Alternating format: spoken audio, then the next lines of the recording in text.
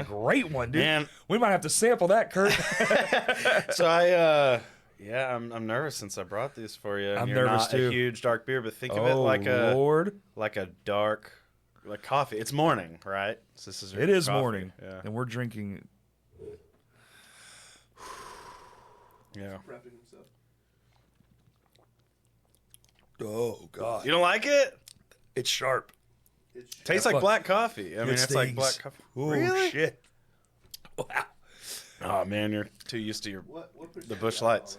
robust. This one's 9. only 8. Yeah, But only. the other ones where it's like serious, the bomb is 13.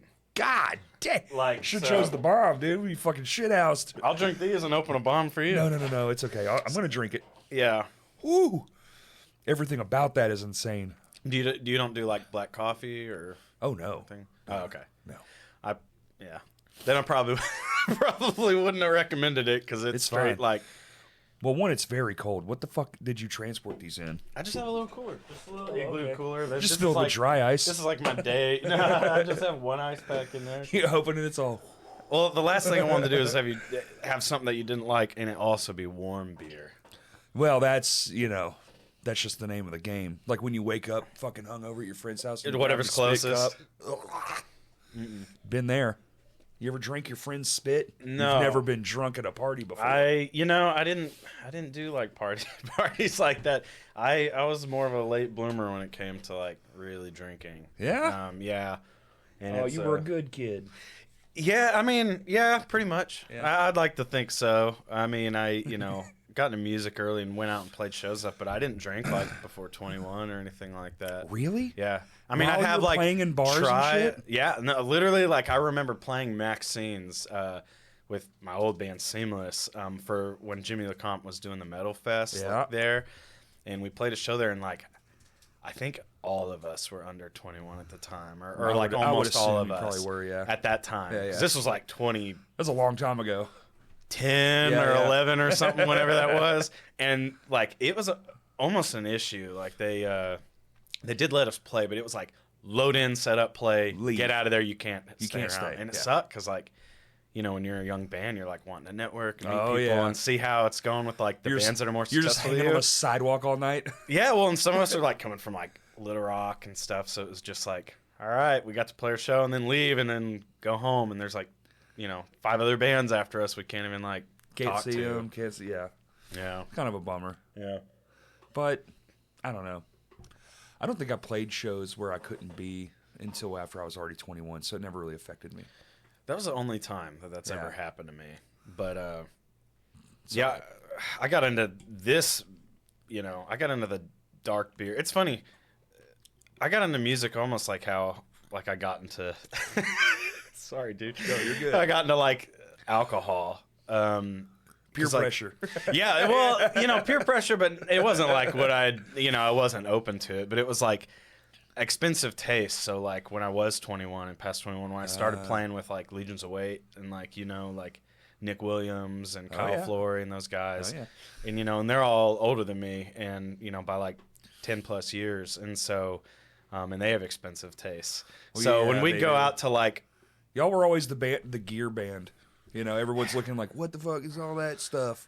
yeah, with like nothing to show for it, but yeah, it was that was fun. I really That's loved okay. playing in that band. Yeah, I mean, it made us happy.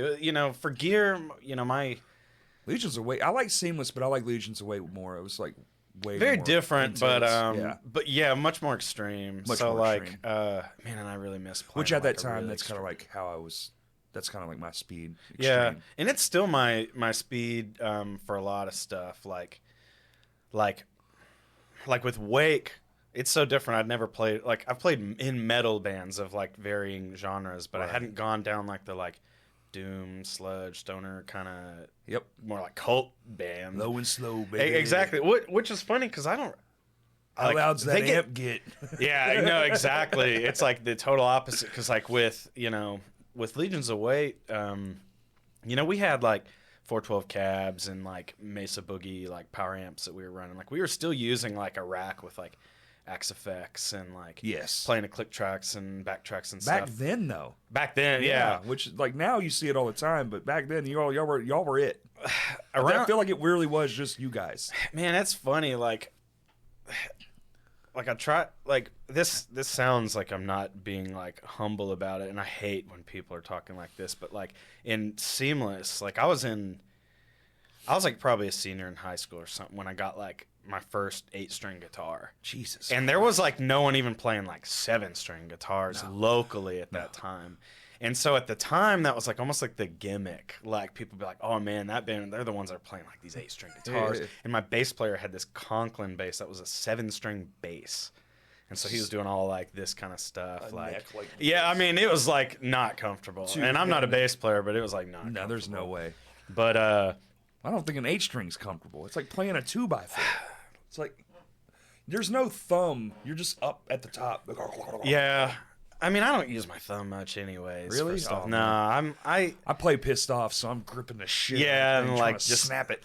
And you know, with 6 strings, like I'll there's some stuff like with leads, like I'll get my thumb up there, but and I do prefer 6 strings actually. Like now, it's funny, like people do that, right? You come back around, like once you start getting older. You know, when you're a kid, you don't want to listen to your parents, and then you get to the age that it's like, all right, my parents were right. That's how I feel You know? about like everything. Like you go to metal, and then you make your way to black metal, and you either go, "This is where I live in the dungeon," or you go, "I've come too far. Let me pull it back." Yeah, This is where like this beer. This is the That's too this far. is the black metal of beer. You've come to it. and you know you don't want to go any further. You had to open a door that was a little scary. You went in. You went, "Oh, this is fine." Oh shit! 3 sips. I'm intoxicated. Yeah. Oh well, yeah. Bringing it back to what I was saying. So like with Legions of Weight, kind of like this, drinking a beer at 11 a.m. Our practices were every Sunday, and this is like I was like freshly 21, 22 around that time, and we'd show up to Nick's house, and I've told this story a million times, but we'd show up and we'd have practice at like 9 or 10 in the morning on Sundays. Oh my God. So that we could like have a few hours and then everyone would still have the rest of their weekend. And It's actually pretty smart. yeah, I mean, it was kind of nice. You wake up and hopefully if you were responsible on Saturday, you're like have some energy and it's not like you're waiting until after work or something. But he would show up and he would have like the alcohol of the week, like shots lined up of like, hey, this is what I just bought. Like, Whoa. everyone try it. So everyone would do a shot. Then we'd pour a mixed drink each. Like, you know, rum and coke or whatever. Damn. Then we'd go out and practice and we'd like run our set. And this was like, we had like a set thing, like a pattern we fell into. We'd run the set, have our finished mixed drink, take a break, go back inside, do one more shot, pour one more mixed drink, go back out.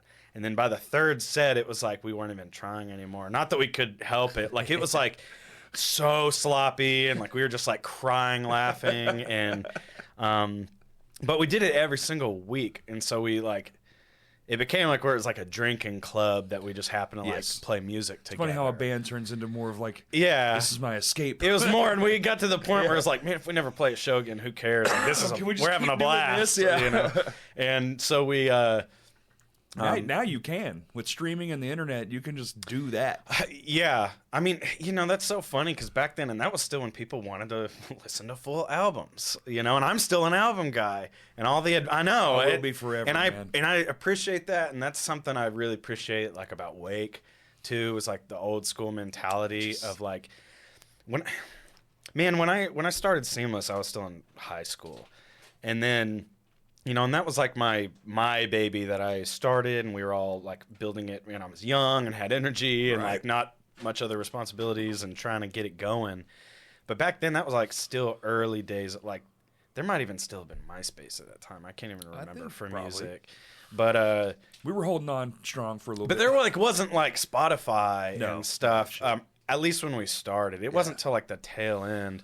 And man, the game is so different, and I hate that it like is a game. Back then, I could just like I feel like it was just be good. Exactly. You'd get the people were starved for content, Right. And so if you had stuff people wanted to hear, like they Because you went all day with nothing, and then at night you were like, "Oh shit! If I pay $5, I can be blown away for an evening." Yeah.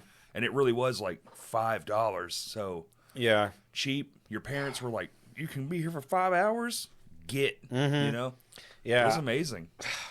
yeah, and then with Legions of Weight, when we started that, like Well, let me take that back. I didn't start Legions of Weight. Legions of Weight was already a band for quite a while before I joined them.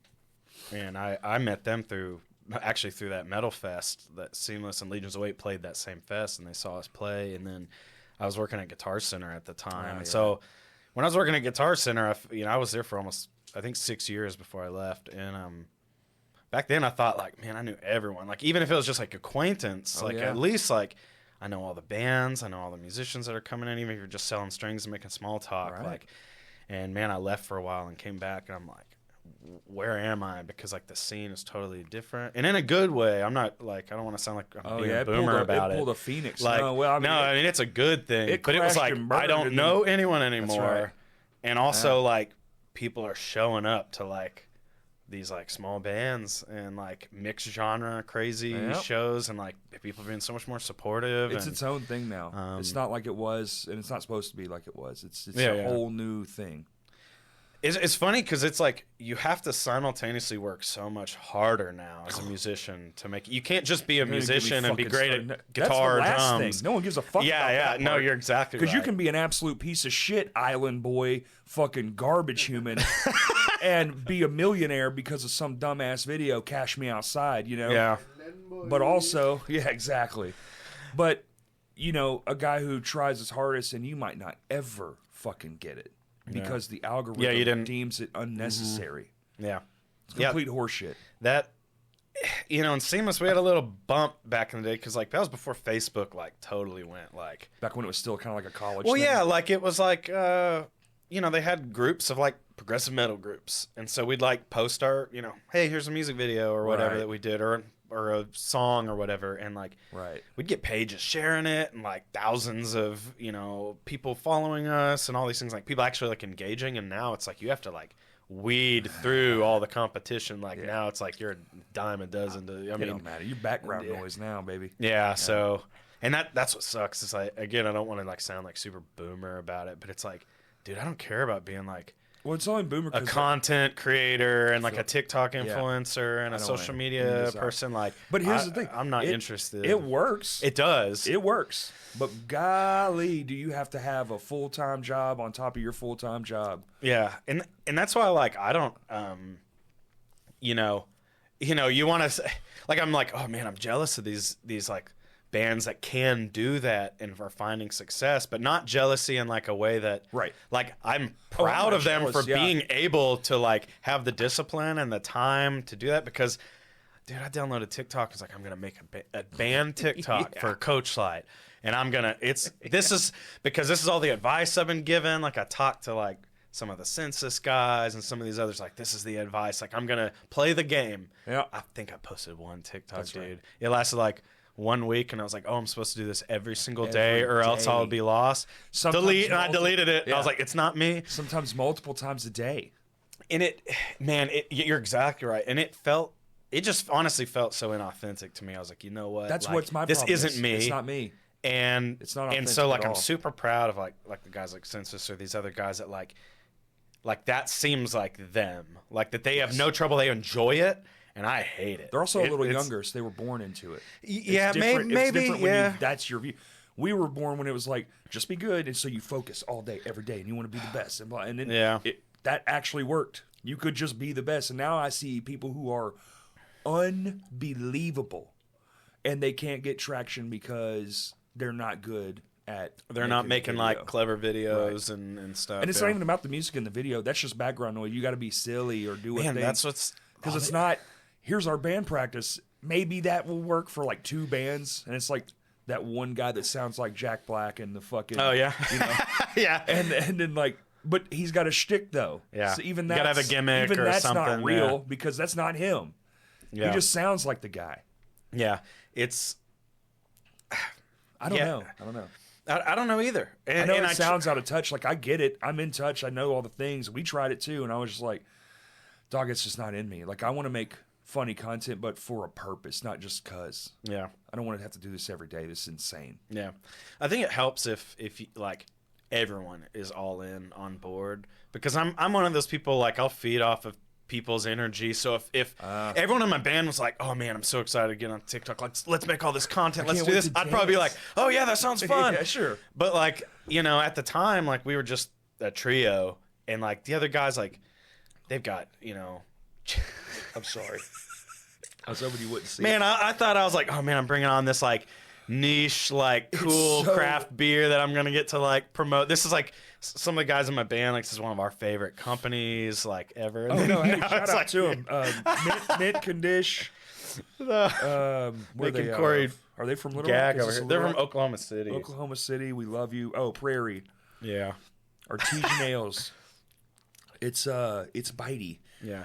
Well, what I liked about it is, like I said, like when I was in Legions of Weight, and they had like very high standards for. And y'all were having beer. Fucking tequila parties. Well, actually, the first time I think I ever had it was like one of my birthdays, like maybe 22nd or 23rd birthday or something. We went to Flying Saucer downtown, and they had this like in a nice like glass, and they were like, get that, because like I said, it's 13%, so you could have like one glass of it, and you're like pretty good already. And this one's only 8%. I actually thought it would be more. I've cut back on drinking a lot. Man, me too. I'm getting to that point, and that's why I brought my water. I'm like, if I don't have like sip for sip water and beer, I feel horrible. Your body will reject you. Like I'm already feeling dehydrated. Like having to talk and having like a quarter of this beer. We have some water here too. Oh yeah. Try to keep a plethora of drinks around. Kurt, you want one? There you go, buddy. You want a beer? You want one of these delicious beers that Corey loves? You like coffee, don't you? I told you I'd try whatever. He's a trier. But I definitely want to. Would you rather have like a sip if you're not afraid of cooties first, or would you rather just Kurt is cooties. Actually, these are the only two of these I have, but I have that sour if you like sours that it tastes like a fruit pie. Or I have the other, like the 13%. Why do I feel like it doesn't actually taste like a fruit pie? I feel like you can try a sip, and if you don't like it, I'll drink it. Whoa, it's up to you. Do it. Yeah. Do it, Kurt. Do it. Do it. Blue buns. See the muffin with a little butt crack out. Buns hanging out. Okay. So it's, I like the branding. Sour ale, blueberries, cinnamon, vanilla, and pecans. It's not super sour. I've had like very sour. Pour me some in this cup here. Ooh. It's definitely not like dark like this one is. This is bitter. insane. Because this is bitter because it's the coffee cacao and coffee and. Oh, that smells like a beer. All right, that's good. That's good. All right. Might be weird right after this if you haven't. What the fuck? That smells like. Think of seriously like a fruit pie. That's actually really good. I don't hate it. What is it? Well, this turns into a beer tasting pod. Yeah. It's just I should have brought more. We were like mid conversation about like modern day advertising, and now we're like, this is better than this. I should have went with the sour. I'm sorry, two more. Gently agitate can before opening. Oh, it's got real fruit. It does. There's some fruit in there. Didn't realize that. I just got it for the first time yesterday and tried it. So. That's good. Do you like it? Yeah. I'm getting the pie flavor for sure. Like I think it's the pecans and vanilla that's in it. Like it has, and cinnamon, it has like that pie crust kind of. All these kind of things, it's all on the back end. It's not the forefront of the beer. It's the after flavor. You got to wet. It tastes just like beer on the front, and then it like settles in. That carbonation fools you. Yeah. Mm-hmm. This is wild right here. All right. What we're talking about? Yeah. I can't remember. I mean, I'll kind of bring it back, but take my watch off. I forgot. Oh, do you not have your watch in there?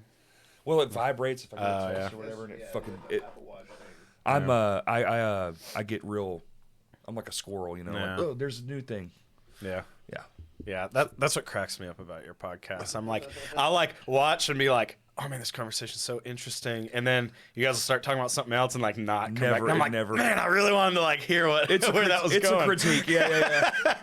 But you know, that's like part of the character. It's almost like you have to have a monitor, like a stenographer. Yeah. Hey, can you someone behind you like bring it back? Yeah. Yeah. No, but that just comes with the territory of it being like a non-script. Yeah. Yeah. Well, this is the Campfire Podcast. This is this is not supposed to be. I don't like where podcast is going. You know, this like corporate news interviews. It's just stuff. what we had. It's just late night, but longer. It's all it's getting. Everybody's on a couch, just like. But that's what I'm saying. Yeah, like, which is fine. But that's definitely something we've already had. It's morphing into what we already existed because the corporations see the money in it, and they were like, we want our share, but then they have the formula it because their formula stinks. There's a reason people left TV media. It's ass, it's garbage, it's outdated as fuck. Like, nobody cares anymore. 3-hour conversation, you think everybody has a short attention span, but then you go to like a real good podcast. I got time flies. Yeah, I'll listen to 3 of them motherfuckers a day. Well, it's like people listening to like so it's not an attention span problem; it's a quality audiobooks and stuff like it. Same. Yeah, I prefer it because like I listen to the podcast like when I'm driving to school and stuff like that, and I like it. Well, it's kind of like what I was saying before, where the scene was so different back then, and now, like, you know, I was gone for like 5 years or a little more, and came back to Little Rock area. And where'd you go? It's so different. I joined the Navy. What the fuck? I know that's not what I felt at first, but that's what I feel now. That's kind of late to join the Navy. How old were you? Yeah, I joined at 25. Yeah, that's which isn't as late as it could be, because I had like a 30-year-old in my some people division think it's like their 30s. And they've actually, because their their retention's low, and their what's the word, like their recruitment numbers is like super poor right now. Yeah, really poor. Yeah. And so I think they've like raised it, like raised the age that you could come in and do it quite a bit. I'm probably gonna misquote it, but it's like between like 35 and like 40 even now, I think. However, the problem is like only like a fraction of Americans or even like could qualify, right? You know, based on medical, your size, your health, your athleticism. Like I have a broke ankle. Yeah, like asthma, I mean, there's so many things, like little things that yeah. like you just can't do it, and I. That's why I was never worried about the draft, because I was like, I'm fucked up already, man. Yeah, they won't. I mean, it would be an emergency before they take a lot of people. And then I wouldn't go. I'd just sit at home and fight for my yard. Yeah. Did you ever watch The Tomorrow War? Yes. Pretty cool movie, actually. I liked it. But they took everybody. Yeah, they were like, you're all going to die. No one's coming back. Is that Chris Pratt? Yeah, dude. Movie? They go to the future to fight because they lost all of humans, so they get a time machine and come back. To get more humans? From the past. To go to the future and fight a war. Yeah. It's pretty sick, dude. Oh, yeah. Okay. It's on Amazon? Yeah, that's where it is. It's good. Okay. Actually, very entertaining and a unique premise. It's very like original movie. And Fallout, yo.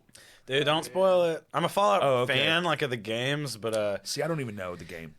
Yeah, I mean, you probably don't have to, but man. You don't, but there are things you can tell when they're talking. You're like, I don't know what any of those fucking shit You maybe would appreciate it more if you knew the references. It's a game reference for sure.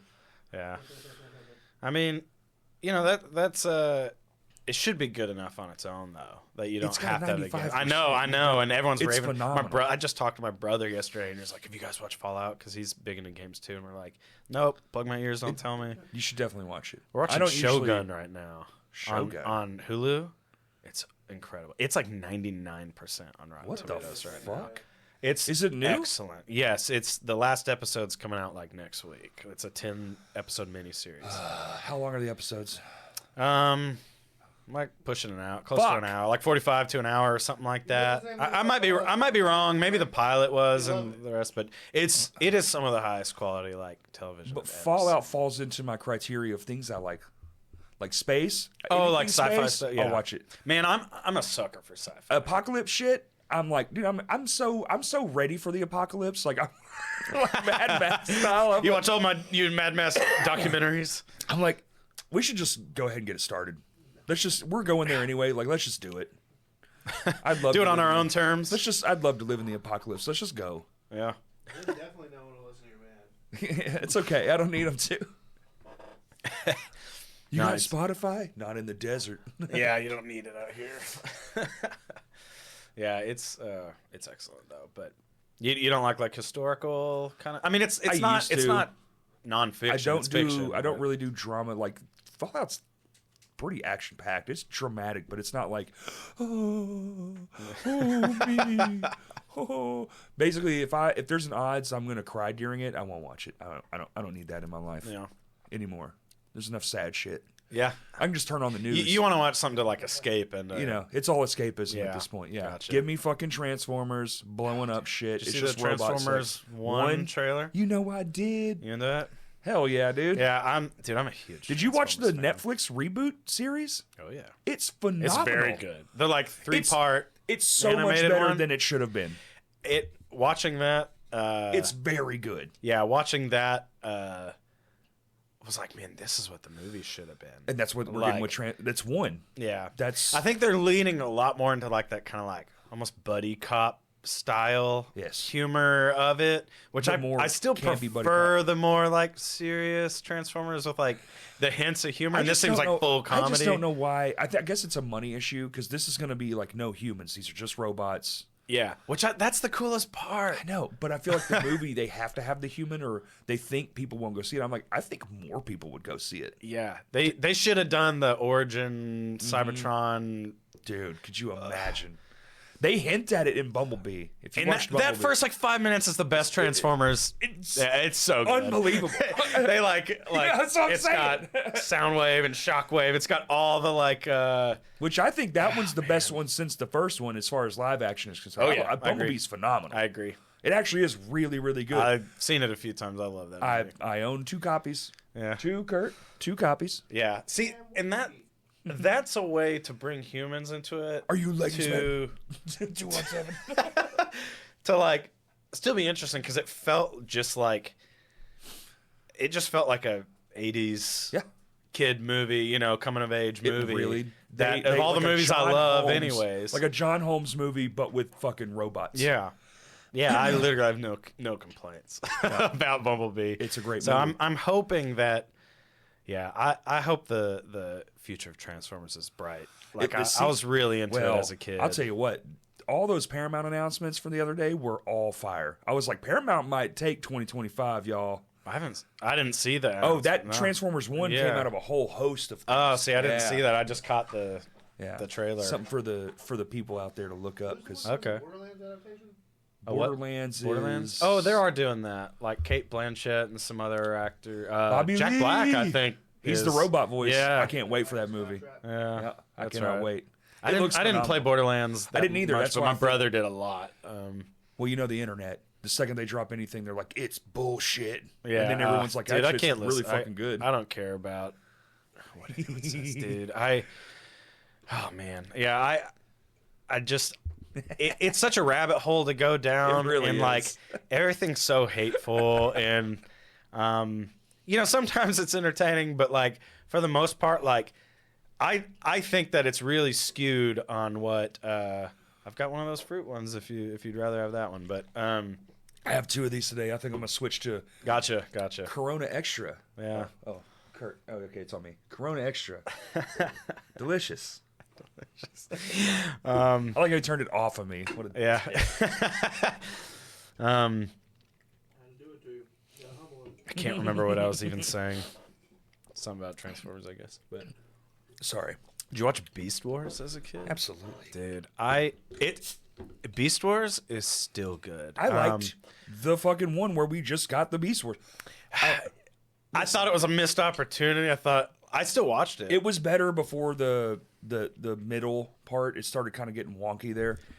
But that first half, I really enjoyed it. Yeah, I mean, I still liked it, but it's one of those things like I'm biased because I like the subject matter. So like, even if I just want to see the robots, man. Yeah, that's it. I just want to watch them transform. That's why I'm like, man, all these like corporate people sitting around like, oh, what do people want out of Transformers movie? And they're like 75% like people stories. Like, why do they make those calls? Like, people aren't playing they're playing with the Transformers. They want to have the robots. I don't think they have the internet. I think when you get I really do. I think when you get that level, I think people are telling you stuff. They fucking Bob Iger's not on fucking Twitter. He's not doing Facebook. He's disconnected. The Disney guy. So it's like, so they're not even like his life is feeling so out what the audience vastly different than ours. We could never fathom. Yeah, because he's got things coming to him all day that are just business. He's a businessman. He doesn't give a fuck. He just wants looks to see at what the money is. Yeah. There's a reason Marvel's only got 1 movie coming out this year because all of them are failing. Yeah. So his only goal is to go Make it stop failing. Yeah. That's it. He doesn't care why. That's all he has to say too. That's it. Yeah. Just, so it's different, like, and we would be the same way. If I had fucking $10 billion and I was running the biggest corporation on earth, I probably wouldn't be on Facebook going, I wonder what what do the fans want me to make? Yeah. Because it's not about what the fans want necessarily. Because you can say, oh, the fans want this. The first 3 movies made $1 billion each. Yeah. So it's like, you're exactly right. Like, people tell complain, me the fans didn't want it. They made $1 billion. The voices on the internet are so skewed to reality, though. Like, the minority is always going to be louder. Like, the complainers are always going to be louder and get more attention. Well, that's just because that's what you focus on. Yeah. You're right. My dad taught me a really neat trick when I was young. It kind of helped me through life. It's like, you see a bad thing on TV or whatever, and he's like, okay, one guy did the bad thing, right? And that's all they're talking about. But if you just stop listening and look at the other shit they're showing, all the people that showed up to help and all that stuff, he's like, there's 1,000 people here. They're all good people. One person did a bad thing. There's 1,000 good people. And they're not talking about any of these people. They're just talking about the one bad guy. So just stop. It's all about a focus shift and kind of like a mindset, really. But, that's kind of dark. But at the same time, it is true. That's good advice. Yeah. I feel very... And it's been that way for a long time, is what I'm saying. Oh, yeah. Because he taught me that when I was a kid. I feel very fortunate, and maybe you'll agree, to have been raised in a time where there wasn't the internet. Yeah, the internet's wild, dude. Because I can't even imagine, being born now. I don't like it now. Well, because we know what it used to be. And it used to be a place where you just tell dick and fart jokes and get a ha-ha, and now it's like... Everyone is an expert on everything, and you got to be the world's best promoter of your band to fucking get any attention. Yeah.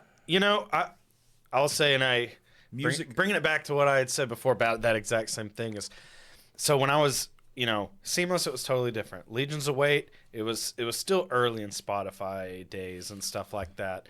And that was still when people wanted albums. Right. Like, now it's like, people the algorithm and things want singles. That was when you could buy a single from iTunes. For 99 cents. When that changed, it was still... Well, no one uses iTunes. You just get Apple Music. It's the same. Oh yeah, you're right. You just pay $12 and get all of it for fucking $12. It's a blessing and a curse, man. I remember it was never better than when they priced the singles at $1.29. Yeah, you can talk about a money making machine because people could get the song they wanted. But they're still having to pay just a fraction for it. But you're still getting most of that $1.29. Well, yeah, because the dollar you're getting, 80 cents you're getting is that would take you 10,000 streams on Spotify. What the fuck for Dude, one sale? I know. I see thousands of streams on Coachlight stuff, and I check the bank, and it's $40 over the last 2 years, and it's I made it. I'm a professional musician now, But then I think about dude, in Seamless days, I was before Spotify and all that, I was we posted stuff on Bandcamp and just selling the album on there to local people. We made between it was somewhere between $400 and $800, which as a young person that was man, this is amazing. Have to do much. Yeah. No. This is literally just sharing it on Facebook because people seem more involved. But yeah, you're talking about being raised in the internet. I remember I lived way out. I lived in Hot Springs, and I lived way out west Hot Springs, near the county, and oh jeez. So in the woods, so we didn't have we had dial up forever, until I was in maybe junior high or high school before we even got something better than dial up. So I remember wanting to download a single off of iTunes and being download, and then I'd walk away for 4 hours waiting on this one song to download so I can put it on my Walmart MP3 player. And God forbid a phone call happens or something. No, or did y'all have the filters? No, I think I remember before the filters were invented. I think we had two separate plug-in things. So we had a phone and the computer in one room, and then a different line for our home phone. But yeah, if I wanted to watch and this is before YouTube. I sound so old now, back in my day, but I know, but seriously, before when it was E-Bombs World, and I'd want to download the old G.I. Joe videos, hey kid, dude, the early internet was wild. Yeah, the E-Bombs World when everything was a .com, dude, and you had to actually go there. You had to actually type it in before like all the searching or Ask Jeeves or whatever. But did you go to like rotten.com ever? Where it's like all the death stuff. Oh, no, man, no, dude, I'm really sensitive to that kind of stuff. Really? Like it messes I'm me so up. desensitized. I'm fucked up. And I don't want to become I'm like, oh, look, a desensitized headless to that person. kind of stuff. Yeah. See, if if I've ever accidentally even come across that kind of stuff, like it like is burned into my brain. How do you even look at the internet now? That's Dude, all it is. It sucks. Like I'll get on like Reddit and like think I'm following some like that's the fun page and like there's no such thing. well, it'll be like the same page and it'll be like, oh, like, you know, someone fell down and like, oh, that's hilarious. And then the next one's like someone got like ran over by a 18-wheeler. Look at their legs are gone. Yeah, and I'm like, I can't watch this. And now it's like and then I like literally shut it off. I'm like, I can't get on the internet for like 5 days. Like, I they're can't like do it. highlighting it. They're like, look. Well, and it's my fault for like I need to have like all the not safe for work stuff like blurred and stuff because like I can't. Just sensitive it messes to it. me up. Yeah, I mean, it's fucked up. You don't want to watch a guy's head come off. No, who does? I mean, I don't want Well, to. there's be a that kind video of a person. lady pulled out in front of a motorcyclist who was wearing a camera, and his head went through her window, and his head landed in her seat, and she drove around for like 2 hours with the head still recording. Like they have all the footage of it. I can't share this podcast and now because like my parents would be like, I want to support my child and see his like first podcast and yeah, Like headless bikers. like all right, skip to this point. Meet with people. Yeah. At 2:20, you're going to want to skip ahead 30 minutes. I tried to get out of it, but he wouldn't listen. Yeah. No, I can't do it. I have no. I don't want to be. I don't want to be desensitized to that kind of stuff, man. I have like. And I think it's a good thing because like I think my parents raised me in such a way to be like really compassionate and like I like you know I'm sensitive to like any kind of violence and like animal deaths or people deaths. Or Animal like death that. is different. That sucks.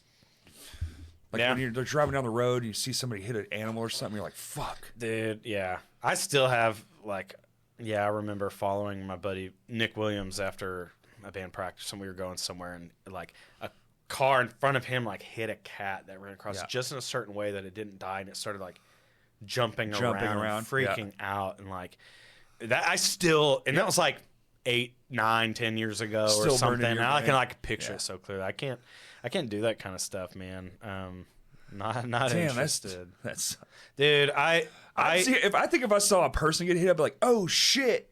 But if I saw like a dog get hit, I'd be like, oh no. I mean, it's so funny how people are like that. Like, you know, people see like, you know, fiction, like movies, you know, of like people getting like brutally John Wick is a horror prime movies. example. One dog died. And you see a dog die, and it's like, and then he killed oh my God, 10,000 people. They're worse than Hitler, you know, because they, you know, killed a dog, and then they watch another movie that's like a That same movie. genocide of people, and you're like, yeah, That's what like, he does. That's so cool. You're blowing their brains out, and like, it's so weird. Man, we live in such a weird, like, Oh yeah. like I'm gonna be the stereotype right now, but like I've been vegan for over 5 years now. Boo. Oh yeah, I know. I'm so sorry. But like you were just saying, like, oh man, I hate animal violence. But like that's the whole reason. Like I'm like, They are delicious. oh man, No, I get that. It it's makes- like it makes a lot messes of me sense. up, Yeah. and like it's like I'm so sensitive to it that it's like I just don't. I want to avoid it as much as I get it completely. possible. I do. So it's funny how I mean it's like that, almost like cognitive. What's weird because we don't have to kill our food anymore. We're and so that's removed and from I it. agree. Like you know we're. Like factory farming is bad. I would still probably be a meat eater just because I grew up hunting, all that stuff. Like, it doesn't really bother me. But I'm very thankful for it at the same time. I'm like heartless about the thing. I've definitely cried when I've killed animals that didn't deserve it on accident or something. Yeah. You know. Well, intention is like a big part. It's of it. intention, Like it's yeah. it's different. Like There's nuance to it. Yeah. Yeah. It's complicated. Everyone has their own like moral. But factory farming is bad. But it's how you feed 300 million people. If everybody was out hunting, there wouldn't be a lot getting done. No, and that's and what's- all the animals would be dead. They'd be gone. I mean, Yeah. Yeah, I definitely don't want to like turn this podcast into a whole Political no, thing. no one wants to get like, oh, skip this podcast. Vegans. It's like, oh god, Farming. You know, what I mean, has happened? I could talk for hours about that, but I'll save your views. How many if beers anyone watching have you really wants to drank? have an ethical, moral conversation about the ethics of eating Kurt just animals, texted me. He's like, "Stop." yeah, he's like under the table, like, hey, how can we get this guy? He has a button that just vibrates my seat and changes. Like, all right, the move subject. along. Keep it going. No, we can talk about. He would prefer that, I think. I would Yeah. just press the record button, Yeah. turn it off, and let you keep going. Yeah, like keep going. Like, oh, there's talking about something that I care about. I'll just turn it back on. A But- Kurt edit is just him I hitting. don't know what happened. Yeah. yeah, Oops. oops. Yeah, no, I'll stop. But That's every podcast. Him just going. I'd rather talk about music and everything, anyways, or whatever. But are you still riding that high from your guys' album release Oh show? yeah. How could you not be?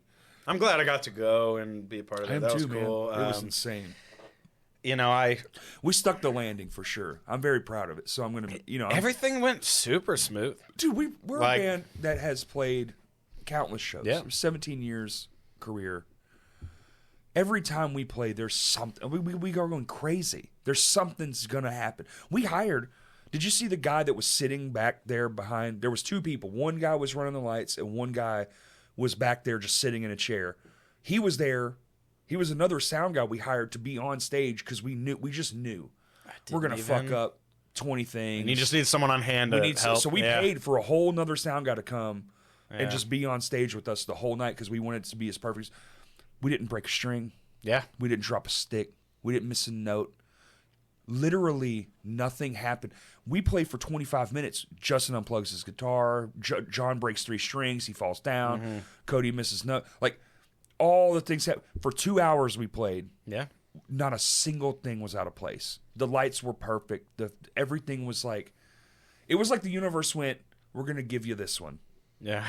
You've earned it after, what, 15 years? Or how long have you guys been playing? 17. 17 We're years, going to put yeah. a nice little bow on it, and you're going to get this one perfect evening. Man, doesn't we that had feel like 40 good? people on stage at one Yeah. point. Yeah. Yeah. I was in the back and I had my wife with it, and she's like, and I'm like, all right, we won't get out there. There's enough people. I won't drag you on there. I built a strong stage.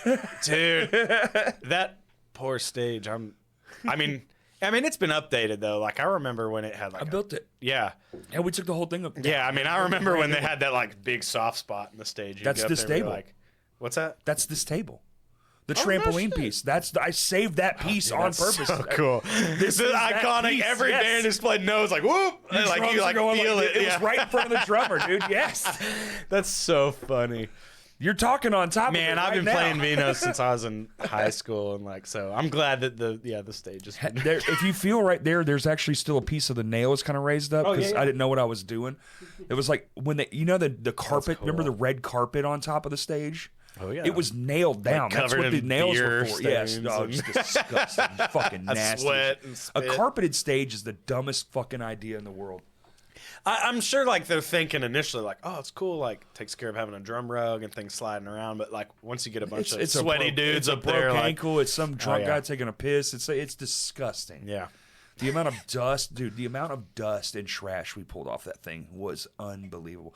But that show was perfect. Yeah. It was absolutely perfect in glad. so many ways. I can't even describe all of it because it was like there was literally no issue. It's like there was one little hiccup where the volume wasn't on for the first 3 seconds of the documentary we played before we started, and the first time we went between us and the DJ Cord and Jocks, something happened. I where, like, remember that. It was but muted. it got fixed. It was muted. Whatever. But Yeah. that was it. Yeah, that's a.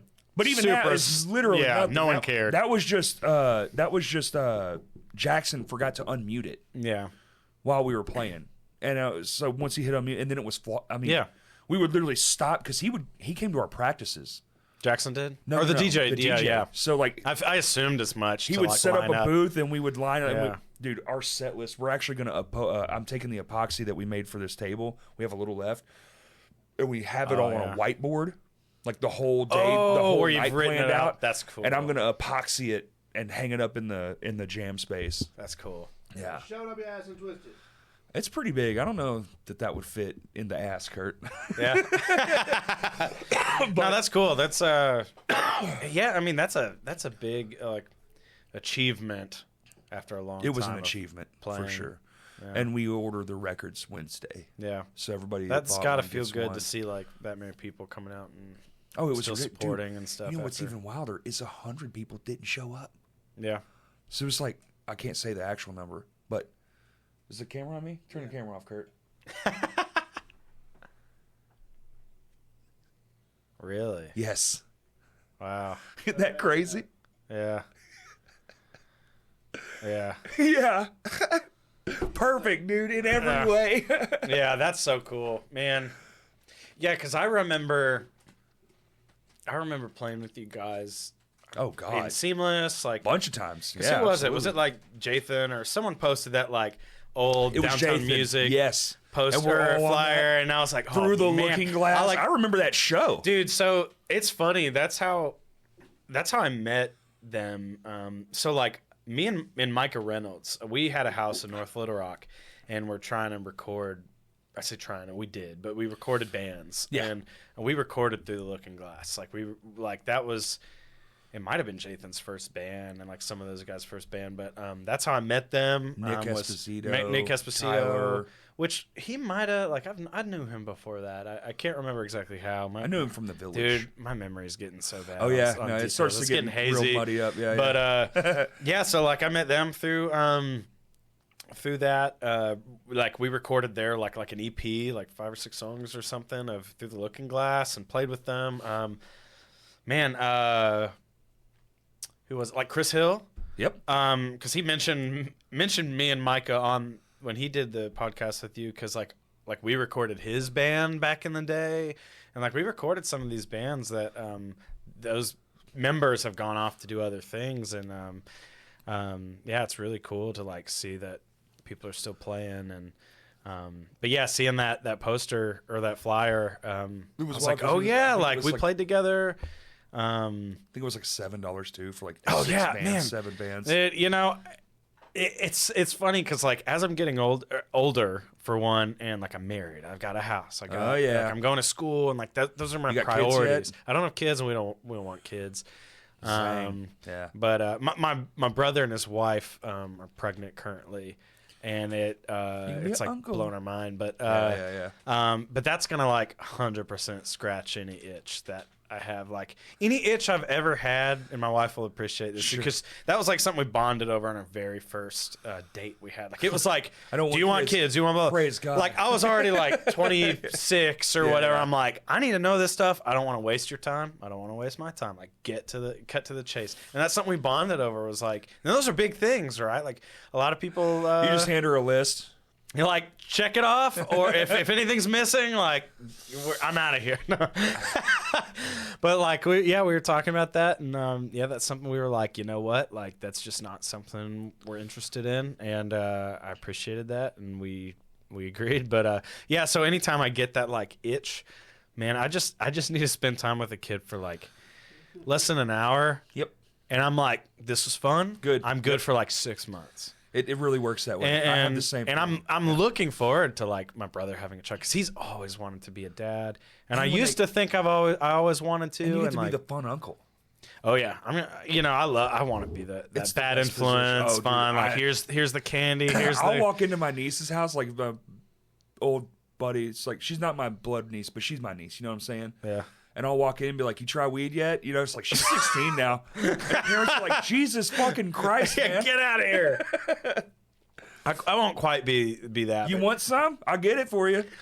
Nah, my brother and I and his wife and my wife, we're all like super close, and they live up in Northwest Arkansas in Fayetteville, and I'm super thankful that we're as close as we are. He's only 3 years younger than me, so like when we grew up, like once we got to a certain age, like we just like had so much in common, like with video games and things like that, and we still do. And so it's gonna be really cool seeing him like have a kid and get to like pass on those interests and things like that. And I'm excited to be a part of that. I hate that they're all the way up in Northwest Arkansas. I wish they were like much closer. But no. I mean, you know, we go every like couple months at least and go see them, and they come down. But good weekend trip. Yeah, I'm really looking forward to it, and like my parents are excited to be grandparents. But yeah, I decided, you know, before I joined the Navy that I didn't want to be. Nah. Didn't want to be. I knew that when I was young. I was like, I don't think that's for me. And now I'm 40, about to be 40. I can't even take care of myself barely, dog. If I had children, oh my Dude. God. Poor bastard. My poor wife. Like, I would take care of him. I'd love him, but holy fuck, man. It was like, we're eating ramen, little tiny baby. Yeah, my wife and I, we joke about that sometimes because we'll be like, man, like, I feel like we're so responsible and, like, mature in, like, these certain, like, important aspects of our life. And then other points, it's like, how are we alive right now? Like, how are we functioning? Like, how do we have a house and cars? Like, how, we're like, we have dishes from 4 days ago, and they're like, oh, God, we got to clean these dishes. Like, or like, like, oh, it's tax season. Like, and I'm like, we're going to do taxes like the first week. And it's like, got an alarm, like, for the next week. Like, all right, well, we'll do it next week. And next week, and all of a sudden, it's like, it's due this week. And like, we got to do it today. And I was like, oh, taxes. And it's like asking questions like, what is this? Like, how are we adults? We're not. No, we're like barely, and that's growing up too, is realizing really no one is 100%. I had this conversation yesterday with her, and I was like, man, we're all guessing. Yeah, we're all just flying by the seat of our pants. Isn't it figuring weird it out? Everyone's faking it. Agreement. It's like, yeah, I agree that to this pretend works, to each other and I'll that we pretend know what we're doing. that it's good enough, and then that makes you think that you know what you're doing. Yep. Hey, I'm alive. Yeah. That means it's working. Dude, and I've got friends, and I won't name names, but I've got friends that are much older than me that are, in very unfortunate circumstances and things like that. And it's like, hello. Well, I don't know, but yeah. But like, you realize all right. when you're a child or a teenager, even you think like, oh, once I'm 18, like it's over, everything's smooth sailing. That's such a load of shit. You it think gets that so much though. worse. My life, I'll say my life now. Minus the freedom part. I love the freedom part. Yeah. But the problem is then it's all on your shoulders. Anything bad that's happening, if you go to jail, you go to jail, baby. Yeah. What's a dude, night that terrifies for me. a night of fun? But yeah, my life now is better than it's ever been, luckily. And it's weird how that works. Like how you have I've had some very deep lows, Sure. I mean, that's the whole point I joined the Navy. Right, at 25. At 25, I'm like, I need something different. Get me out of here. Like I just need people to tell me what to do. I want to turn my brain off. I think a boat in the ocean's right where I need to be. Luckily, I didn't go on a boat in the ocean. Oh, dude, listen to this. I was I've been scuba diving since I was. You were a 13. Oh my God, were you in a fucking submarine? No. Oh. This would be a lot cooler podcast if I was. I've got some cool stories, but you're like, I was sweeping. Oh yeah, I was sweeping a lot. Yeah, God, dude, the military's not like what action movies make it seem. No, like. it's not. 100% not. There's something about the military that and anyone that's in the military will understand this, that no matter how much research you do, how many people you talk to, how many things you watch and read, until you're the one in it, you don't really get what it's gonna be like. Right. It's like a really horrible job, and you're not allowed to quit. Oh, they will throw you in prison. You cannot quit. Yeah, you can't quit. It's like things that they'll ask you that if you're at a job, you go, that's not my job description. Like if you're in the military, it's like you have to do it or you're in trouble. Like, that's right. And stuff like they can dock your pay. Like you just won't get paid, right. And you'll have extra work to do. Like there's all sorts of things. But yeah. Yeah, so I joined the Navy at 25, and that was weird. Like going to boot camp, and you realize there's 80 people in your division, and it's all on bunk beds, and there's tons of people, and you're the second oldest person there, and everyone else is 18, 19, yeah. And just you're not even quite in the same point in your life. You don't have a lot. Isn't it weird how that 5-year gap, 6-year gap is such a big difference at that young age? Man, and I feel even now, at almost, I mean, like I said, I'm turning 32 in a couple weeks. I feel like I'm a totally different person than I was at 25. Yeah. I'm not even, so much has changed. Dude, in a good way, though. 30 to 40. I'm just wow. That's in a good wild. way. I thought my 20s would be the best times of my life. And I've relatively done the same thing for most of my life. Yeah. Since I was 15, music, work, regular shit, but I mean things compound and you learn a little more and a little more, and you can make more educated choices and punching you right in the dick. Man, that was the whole reason, not to make it a sob story. I've had Cue a the couple music. of these. Yeah. But like, I was in a relationship and that person. More like a relationship. Yeah, dude. Am I right? That person had a child from another person. And I thought it was like you were like, I'm a bad father. Oh no, yeah, I've got a child somewhere in the world. No, but yeah, and anyways, that ended horribly. So like, I had this like relationship and I was engaged and had this child in my life that I was like, in my mind was like, I'm taking care of this child. We're gonna get married. This is my future. Like, I'm gonna raise this kid and adopt him and all these types of things. And then like, I got cheated on multiple times, even with some of my coworkers at Guitar Center. Damn. Like, and so that like all of a sudden I was like, I'm seeing red 24/7. Yeah. Like, I'm a different person. Like, so now all of a sudden you have that like future planned out that like overnight is like none of that's happening. And I was like, what am I gonna do? Yeah, and that's it's a like, bummer. I'm like freaking out. And so yeah, I've been scuba diving since I was like 2013. I need 13. some more of these. Put more beer in you. It'll make you. Yeah, no, that'll help. Yeah. Since I was like 13 and worked at a scuba shop for a few years, and I love scuba diving. And Terrified of it. so I was like, oh, yeah. This is the most. I don't know how people go in the water. It blows my mind. You mean you don't want to go in an environment that we're not meant to be in and Absolutely. and trust that all the equipment is going to There's a keep you reason I alive? want to live in the mountains. Because it's Far the away furthest from point the away water. From the water. I was just, my dad has been scuba diving since he was, a teenager, and that's a huge part of his life. And he's like, he has like master certifications and have taught classes and stuff. And it was just like part of me growing up was going on the lake. Like, Did you ever go down to that city in Washita? That little that's a town? myth. Is it? It is a myth, and I hate to admit it. Why did you just fucking? I'm ruin sorry. my whole I'm gonna ruin your childhood, man? dreams. And Fuck. so, all right, I worked. So Bye, Kurt. I'm sorry. So Brady Mountain on Lake Brady Washita Mountain. in Hot Springs. I worked at the scuba shop on the lake there that was attached to the marina. It's not there anymore, but I worked there for 3 summers in a row in high school, and at the scuba shop I've been that to was that in marina town. many times. Yeah. That was where my buddy's boat was parked. Yeah. So at Brady Mountain, there was a scuba shop attached to the marina, and I worked there for 3 summers in a row, filling people's scuba tanks and renting equipment and selling gear and stuff like that. And that was a sweet job as a kid in the summer. Like, there was no bathroom out there at the time, believe it or not. You just hop in the water. So if you had to pee, I wore a swimsuit and a tank top or a t-shirt to work. You just hop in the water, take a piss. do what you need to do. And now I'm not gonna get in all this. You don't shit in the water, Billy. Dude, if it was a number 2, you had 2 choices. You either had to lock up the shop, and it was like several rooms that we had to lock up that had like compressors and drive for things miles. and literally drive up to the restaurant at Brady Mountain if you'd ever been there. And like, it was like a mile or 2 away. Go there, drive back, and then you'd have like people waiting on you, like, where have you been? And like unlock it all real quick. And or you had to like, no joke, lock it up, but you had a bucket like in the shop in a back room that you'd like scoop up water and there and do the bucket. So to this day, like, like Pavlov's dog, that thing, like every time you hear a bell, like triggers you to be hungry. So the only air freshener we had was that like Hawaiian breeze smell. And so now every time I smell it, like, I think I'm like, someone's crapping in a bucket, every single time.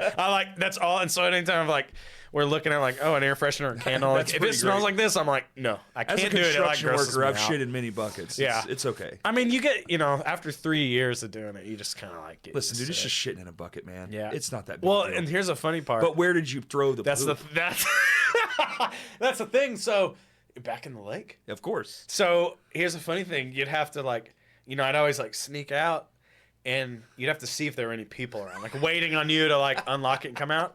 And then you had to like somehow explain or avoid the like, this is why I had it all locked up and I was back in this room back there, like, don't mind me, and and like, this is why I knew, like, spraying that like Hawaiian breeze smell. And doesn't it smell like Hawaii in here? Yeah, it doesn't smell great. And so we would or you'd have to like, hopefully no one's around, you'd like run out real quick with the bucket and like dump it off to the side before anyone like comes around and like sees you. But anyways. But so I was really into scuba diving, and so I was like, I could be a Navy diver. But at that point, I was like 225 pounds Good at luck, 5'10", and like never done any sports or exercise in Those my drill entire sergeants were life. salivating when they saw you. We're gonna kill this man. kid. Well, I'll tell you, like, having your life turned upside down is a heck of a motivation. And being single again to like, I'm gonna get in shape. Dude, I'll show these fucking clowns. In less than a year, I went from 225 to 150.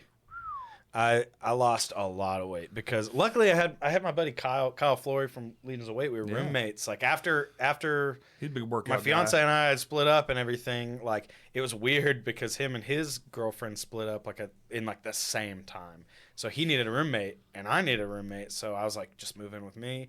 And he's like super into fitness and really motivated, which is what I needed because it would be like 4 a.m. He's like walking into my apartment room, like coming into my bed, and I go, not coming into my bed, coming up to my bed. Woo! Coming up to my bed. Sorry, Kyle. Kyle, and, what the hell, dude?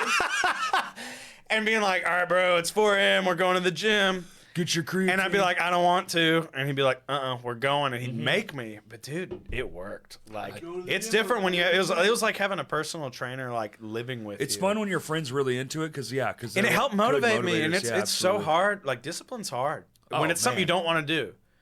And I'm struggling with it now. I went to the gym for the first time in a while the other day, and they had a fucking movie theater in there, but the seats weren't seats; they were ellipticals. What gym do you go to? It wasn't mine. I didn't. Oh, okay. Somebody took me. I went to a gym. Yeah. I'll never turn down a gym visit. Yeah. I like to work out, but it's like, dude, if you go by yourself, it's like, why am I here? Yeah. You know what's better than this? Pizza. Yeah. You know what's better than that? Pizza and a movie. Man, you know what's... Man, it's hard. So, like, right now in school, I'm a community nutrition major. So, like, I've only got 2 semesters left. And so, like, Are you going to go work at a gym? Not at a gym, but, like, it's more like working with, like... You can work with companies or, like... I'm looking into maybe, like, working with maybe a school district and, like... okay. To where you can, like... Help change like school lunch programs and education and things like that. I'm like helping the community learn more about nutrition so that they can take better care of themselves and their families and like live healthier lives. Because like I believe like, you know, the knowledge is power. Like, but genuinely, like I think a lot of people aren't healthy because of like genuinely just not knowing, and then they're being raised by maybe parents that didn't know. Well, that and money.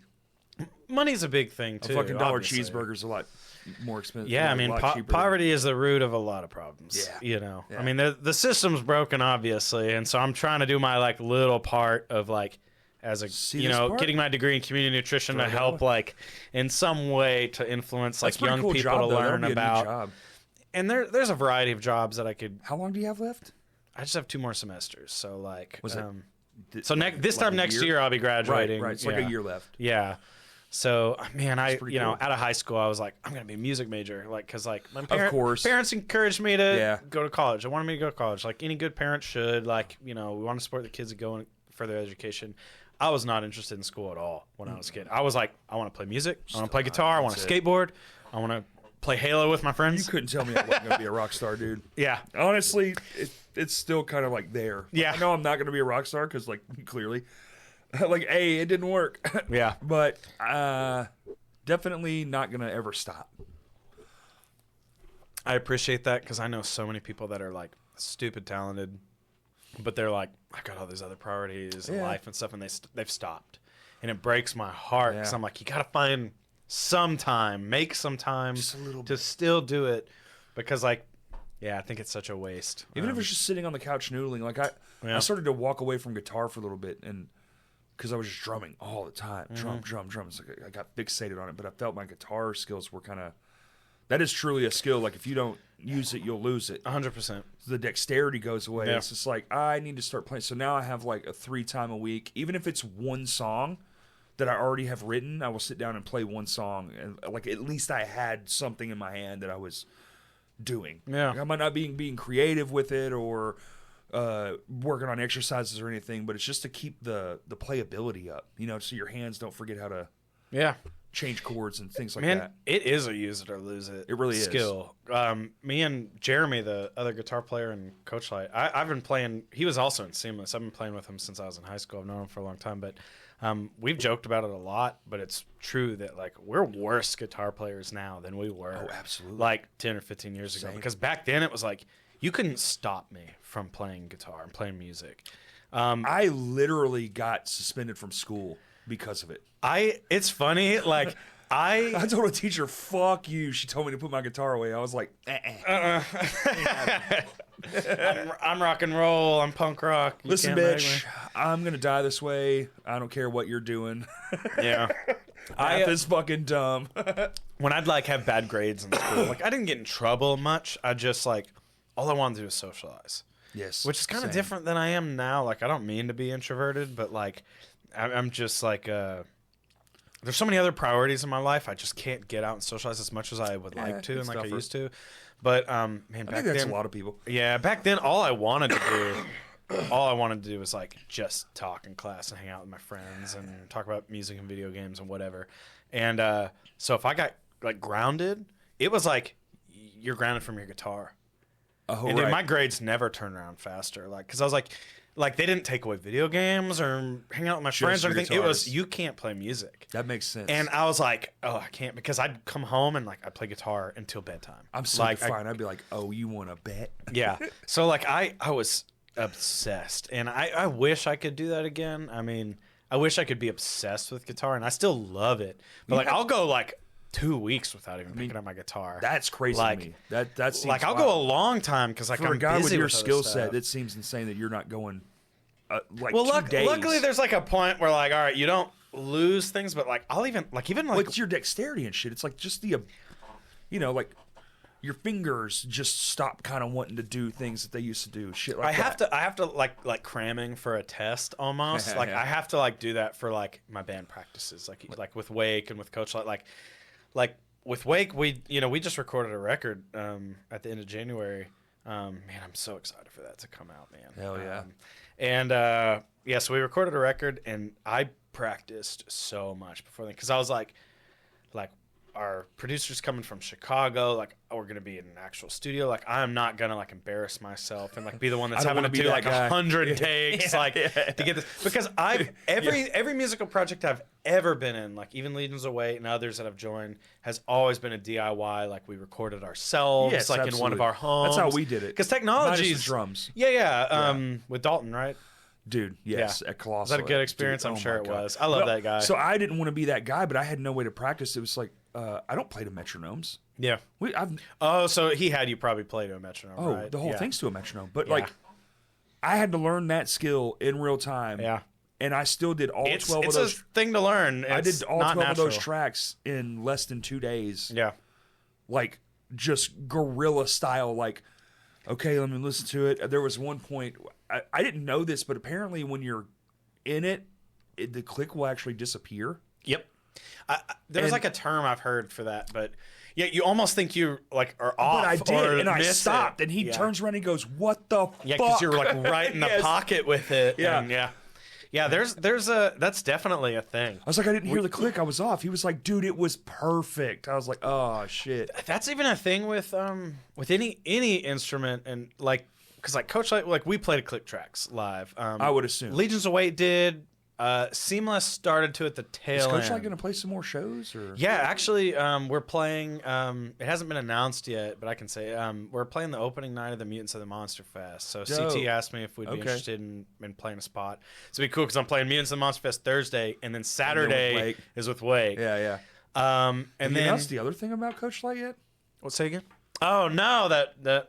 I guess we can talk about it. Can we? I don't know. Yeah, I don't want to ruin it. No one will care. It's pretty cool though. Man, I'm so excited for it because so Coachlight started as like almost a spiritual successor to like Seamless. Like I'm a big like progressive metal guy. Right. Like that's like in my bones. Like Yes. I really enjoy anything. Like I really love like jazz and fusion and all these other like genres, and I do too. I'm just not good enough to do it. I'm not good enough to do a lot of them either, but like I skipped a lot. Like whenever I was So like growing up, I was into. I wasn't like super into like music necessarily. And my dad was a youth pastor at a church in Hot Springs, and so I was growing up going to church, and going to like youth group and stuff. So he started learning to play acoustic guitar so that he could like sing and play guitar for youth group. And so I grew up like having all these songs, you know, and then he had the in my head that I knew, and then these guitars sitting around at home. He had a couple. And once I got to the age, 9, 10-ish or whatever, that I started getting kind of interested in it. I at least had some guitars available that he could show me like little like single string melodies or whatever that I could start. Yeah, exactly. Start learning some things. And then once I started like getting good enough to like just learn chords and things, I was real young. He had a huge binder that was like all the songs, so just the chord. It was just the lyrics with like the G, C, D, like on top of it. Mel Bays? And no. It was like just printed off paper that was in laminate little sleeves that like wherever he got it, that was like all these songs. I'm like, I know all these songs, so I know how it's supposed to sound. So like, and then he gave me like the chord chart that was like how to finger certain chords. Yep. So he taught me like the basics, and then I was kind of able to take it from there with like, picking out like, okay, he showed me how to read the chord chart. So now, okay, this is a G. Now I go to the chord chart, G, it shows me where to put my fingers. Yeah. And I just started going from there, and then I just was like, became obsessed. And so, I grew up on like church music. Well, then I started getting more into like, when you're in youth group and you're like a youth pastor trying to like appeal to kids, it's like, well, you want to have like the cool stuff. So he'd put on like, like perhaps you've heard of Under Oath. Well, no joke. I mean, it's funny you say that because it was like, I remember like a friend had like maybe like their own Chasing Safety album or something, and I was like, okay. And this is before I was like into anything heavy, and I was like, okay, I can get into this because there's a lot of singing, a lot of catching, and it had just the hints of the screaming. And at the time, I was like, oh, I'm not as into that. But it was catchy, and I was like, this is cool. And such a gateway band. I know, dude, and it's one of those things, like, it's just like, I'll never, like, I can still listen to those like first few records and be like, all right, this is awesome. Like, Define the Great Line, fuck it, it's a masterpiece. Define the Great Line, I pre-ordered with like the DVD documentary and like the stickers and they had like postcards with it, like whatever, all the like bundle. I like begged my parents, I was like, I want to pre-order this, please. I will, because I was obsessed with Under Oath. I'll mow the lawn, I'll do whatever you want. I was obsessed with Under Oath, like, and it's funny because when they came and played the hall, that was my first time ever seeing them. Get the fuck out of here. 31 years old or whatever, it was my first time seeing, and they were my favorite. They came here all the time. How the fuck? Dude, I don't know. I worked with them 3 times. I literally, like, how the fuck did you miss that? It's so weird. I don't know. And I've been to, I don't even know how many shows, and it upset me that was the first time I've seen them, but I'm still glad. They played everything I wanted them to play, and always, it was awesome. Yeah, they're going to always play yeah. that. Which they have a career with a lot of hits, so it's yeah. It's not just the one record. Oh, yeah. No, I agree, but, it's like nostalgia's a hell of a drug, 100% like, no matter what, like... When you pass a certain age, that's all you really want. It's like Transformers. Like, I went back and watched the entirety of Beast Wars because someone uploaded a 4K like remaster on YouTube for free. Yes. And my wife, I'm like cooking dinner. I've got like Beast Wars in the corner on my phone playing, like this is laughing, terrible. Like, and she's like, "What are you watching?" And I'm like, "Don't judge me. Like, I liked it. You like it as a kid, and that's it like the sticks gorilla with you talking. Yeah, that's Optimus Prime. You hold your tongue. Yeah, Optimus Primal. That's not Optimus Prime. But because technically they traveled through time, they're from the future, but it took place in the past. But anyways, oh, sorry, where are we going? I guess I need another beer. Some more Remember Juice. Yeah, okay, so Under Oath. So, yeah, I was like, this is really cool. And then it's funny. So, my dad hired we had a separate building for, like, youth group, hired Jimmy LeCompte's band, Dreading Sundown. Oh, yeah. To perform there. I know those guys. Did a metal show. Yeah, I know a couple of those guys. I know a couple of those guys. And anyways, and I was like, I'm into this. And it really got me into metal, which is super funny in retrospect, was like, are you into video games? Like, do you play a lot of video games much, or did you? You didn't? So there's a video game called Devil May Cry. That was like an action. I don't know, but I know what you're talking about. Yeah, so it's like an action combat kind of game with angels and demons and stuff like that. And, trying to be Doom, we get it. Yeah, well, it's not a shooter. It's anyways. Listen, it's all the same. To me. So I'm one of those guys. I remember like renting it from like Blockbuster when I was a kid, and it had like remember those days. I do. I used to rent a Sega Genesis and Mortal Kombat. Dude, I'm gonna do what I just complained about earlier about like just kind of going on tangents like off conversation, but yeah, I remember like we had a Nintendo, a Super Nintendo, and a Sega Genesis. And then when the PlayStation 1 first came out, you could rent them. Yep. And we rented them and like Spyro the Dragon and Crash Bandicoot. Parappa the Rappa. Yeah, and like like Tomb Raider and stuff like that. Oh, and, like, Tomb Raider was awesome. PlayStation 1 era, I was really into it. PlayStation 2, I was kind of like, and then like 3, I was like, it plays Blu-ray movies. That's a good thing. Yeah. It surprised me. I was like, who's buying a Blu-ray player when the PlayStation you can play games in? Blu-rays. Yeah, I was buying the PlayStation because it was a Bluray player. Oh, yeah? Because it was cheaper than an actual Blu-ray player. Yeah, isn't that crazy? But yeah, so we... so this game, Devil May Cry, had like... It's funny, at the time, I was like, oh, this is like heavy metal. But it's more like industrial, like... Right. But anyways, I was like, this is really cool. So when I saw Dreading Sundown play, and again, I was like, I don't know, 13 I bet or that something. Blown you away. Dreading Dude, it blew me away. Yes. Well, especially like at a youth group building in a church. I'm like, this is heavy. Like, this is cool. Like, seeing it live is different. And anyway, so I talked to afterwards. I talked to one of the. This is such a funny story. I talked to one of the members. I think it was of that band or another band. Seth, Brian, Joe, Kaylin. No, it wasn't that band. It was There's a band you probably remember. Do you know Christine DeMeo? Yeah. There was a band, I think it was called like Laity. Laity. Yeah. Yes, absolutely. Joe Max was in that band too. Yeah. And so they had they were at Rockstock. Yeah, I think it was their bass player Sean. I know it was him, but I'm trying to remember. I think that was the band. So if they're watching, I'm sorry. Yeah, I know that was the day. Wow, I mean, man, that's how I'm showing my age. Yeah, that is a deep pull. That's a deep one. So, but I asked them one time. I was like, "Hey, man, can you show me some like really cool like Christian metal bands?" They're like, "Here's your world. Dude, is gonna open up." It's Living Sacrifice, Zao. Yeah. It's always like, the first two. Oh, dude, it literally like those are the first two. I can't even remember the others because it was like Living Sacrifice, Zao. And I remember sitting in his car, which I don't know Norma Jean. Oh, I do. But oh man, I did get like a couple of Norma Jean records after. I'm a little older, so I forget that. Like man, those Zao and Living Sacrifice were my first two too. Somebody hands me a stack of CDs and they're like, "You're gonna want to listen to this stuff," and then you go home and you're like, "Korn is never gonna be the same because this is so much more aggressive, wild, aggressive." Dude, it like that was it for me. Like basically he was like showing me like a sit in his car, putting in different CDs back when people had CDs that they had taken out. And after showing me a dozen different songs or whatever, I was like my favorite of everything I've heard was Living Sacrifice.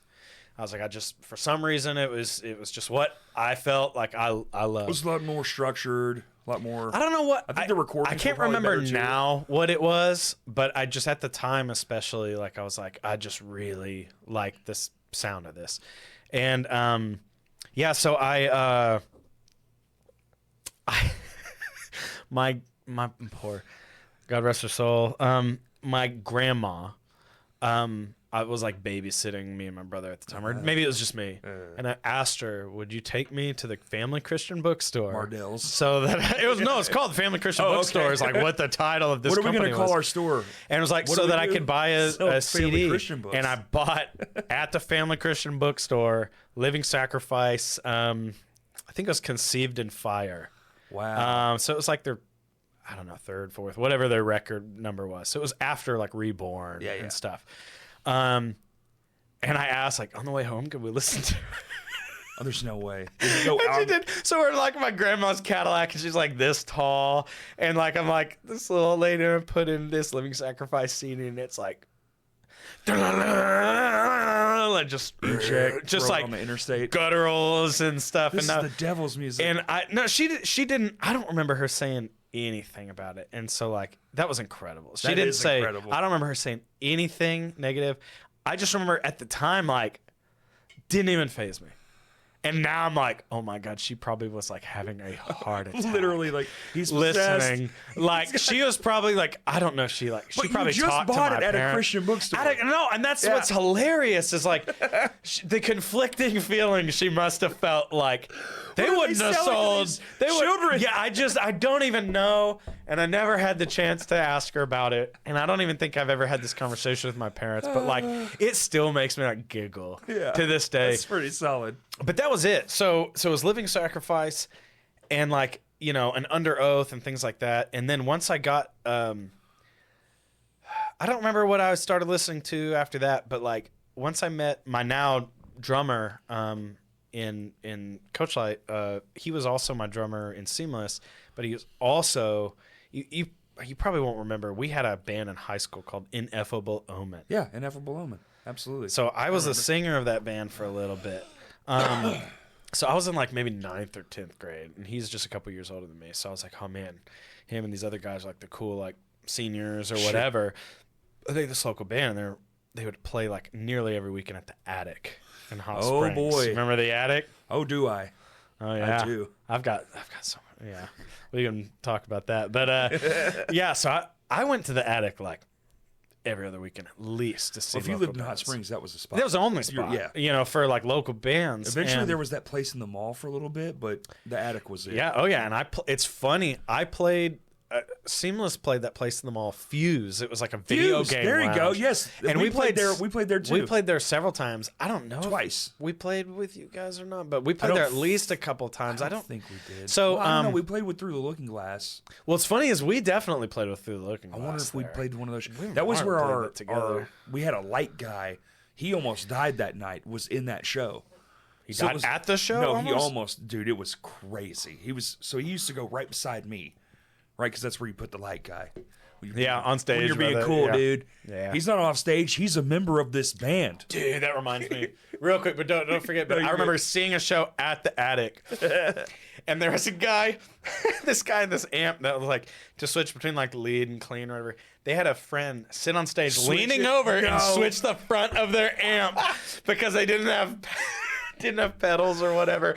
And I remember at the time being like, man, that is lame. Do you remember the band? I'll get back to that story real quick. But do you remember the band that rigged their light show to a Guitar Hero controller?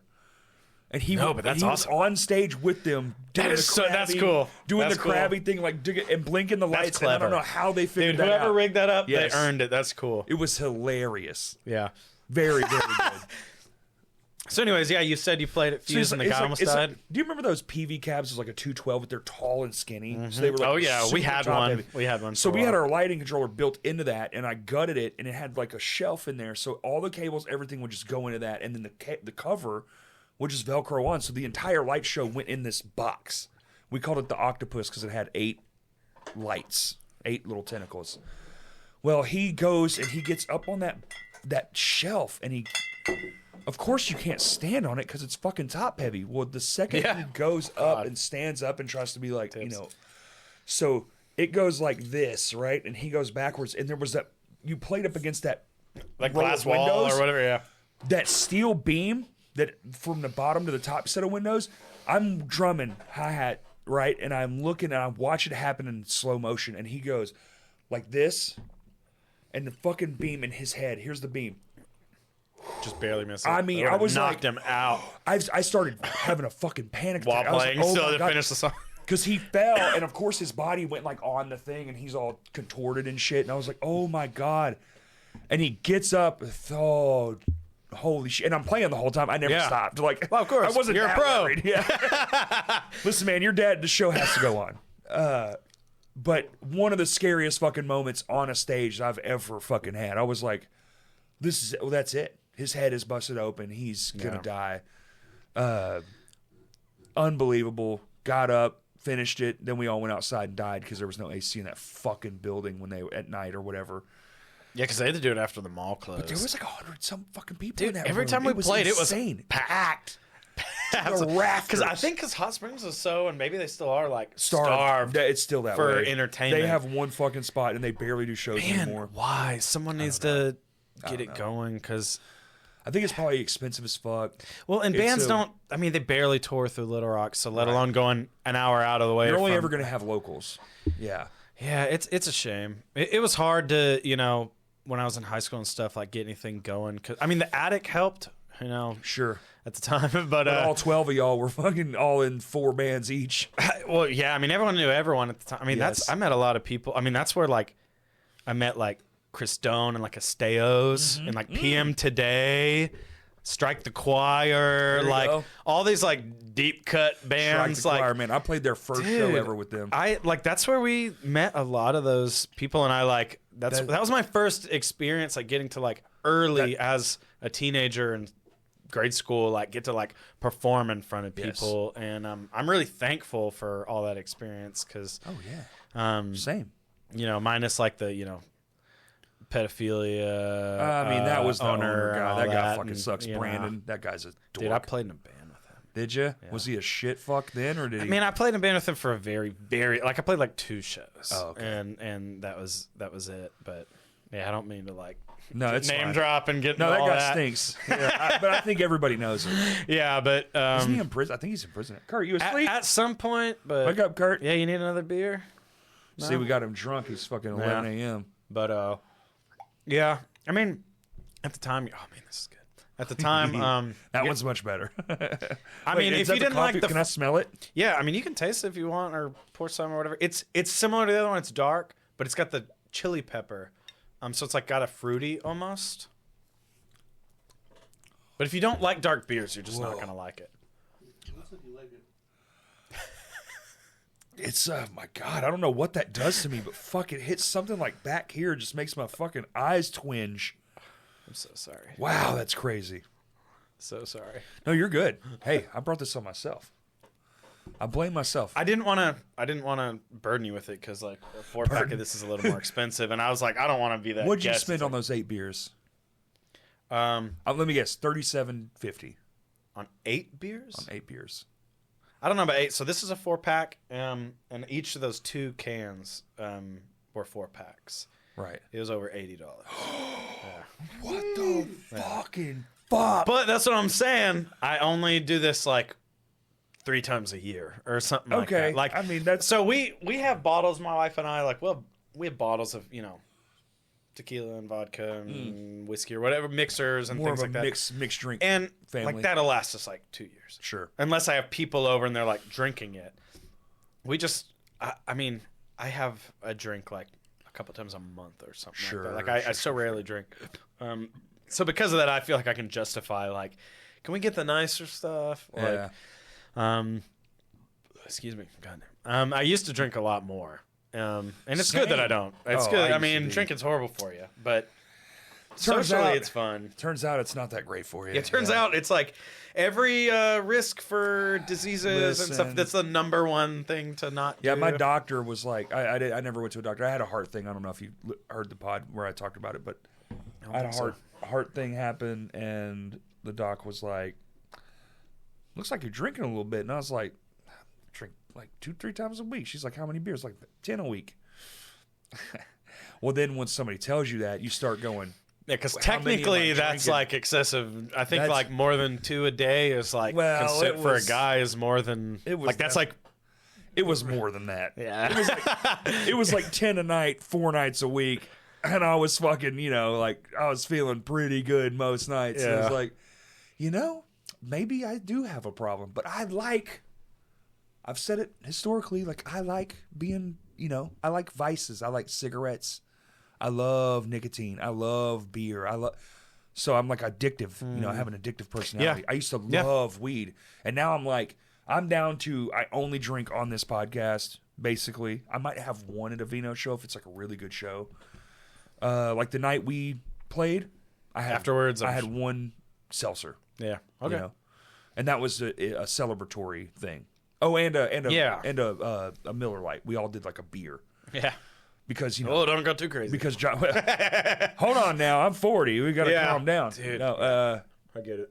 this is like a celebration thing because it went off so perfectly. Yeah. You got to do a celebration. You got to earn it. You earned it. Yeah. I mean, well, it's so weird. It's like, did you see that little old lady that I don't know who that was. Maybe I do. I'm sure you do. It was our bassist grandmother. It was one of my favorite moments of the whole show. My wife and I were like standing like kind of midway or in the back or whatever, and knew the DJ guy, and man, we were cracking up because that lady was like, that was like the best moment of her life. That was like better than her marriage. Like she was like, yeah. She posted about it on the internet the next day, just living my best life, and I'm like, you are living your best life. It was incredible because I wouldn't stage dive now because I'd be so afraid that like it would take me like 2 weeks to recover.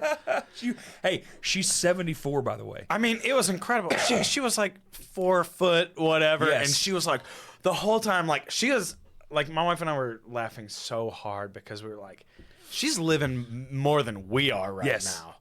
Like I was an example impressed. Of how you just like I literally felt ashamed that I wasn't doing more. That's right. Because she got up there and did that. That was incredible. So I looked up from the drums and I look up and I see the people grabbing onto her and I was like, what the fuck? Because I know this. It's our bassist grandmother. Yeah. And I'm drumming, it's kind of hard to, you can't see a whole lot, but we had the lights over the ceiling so we could see the pit was, and I was like, oh my God. And Cody's looking down and I'm like, he doesn't know. And he looks up and he looks out and he turns back around. He doesn't see me watching this entire thing play out. And he looks and he goes, he gets so mad.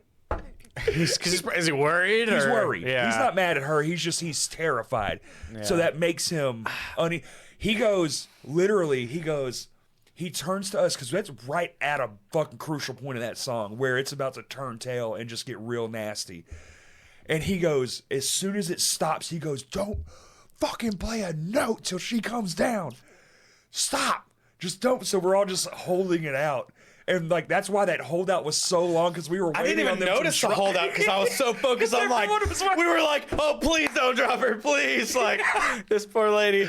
Dude, he was screaming like, do not drop her. That's amazing. Do not play that until she comes down because the room's about to it's about to be a mosh thing. Yeah, and we didn't want her to be in the middle of that. We're just sitting there waiting, and finally she hits the ground and we go, and it's just like it was such a fucking perfect moment.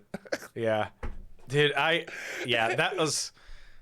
It's so I'll never forget it. Imagine being you work so hard. We all have this story. It's like you work so hard, you get in a band, and you're pausing the moment for the last song, the breakdown. It was the last song too, so it's like the breakdown. We've got all these, and your grandmother.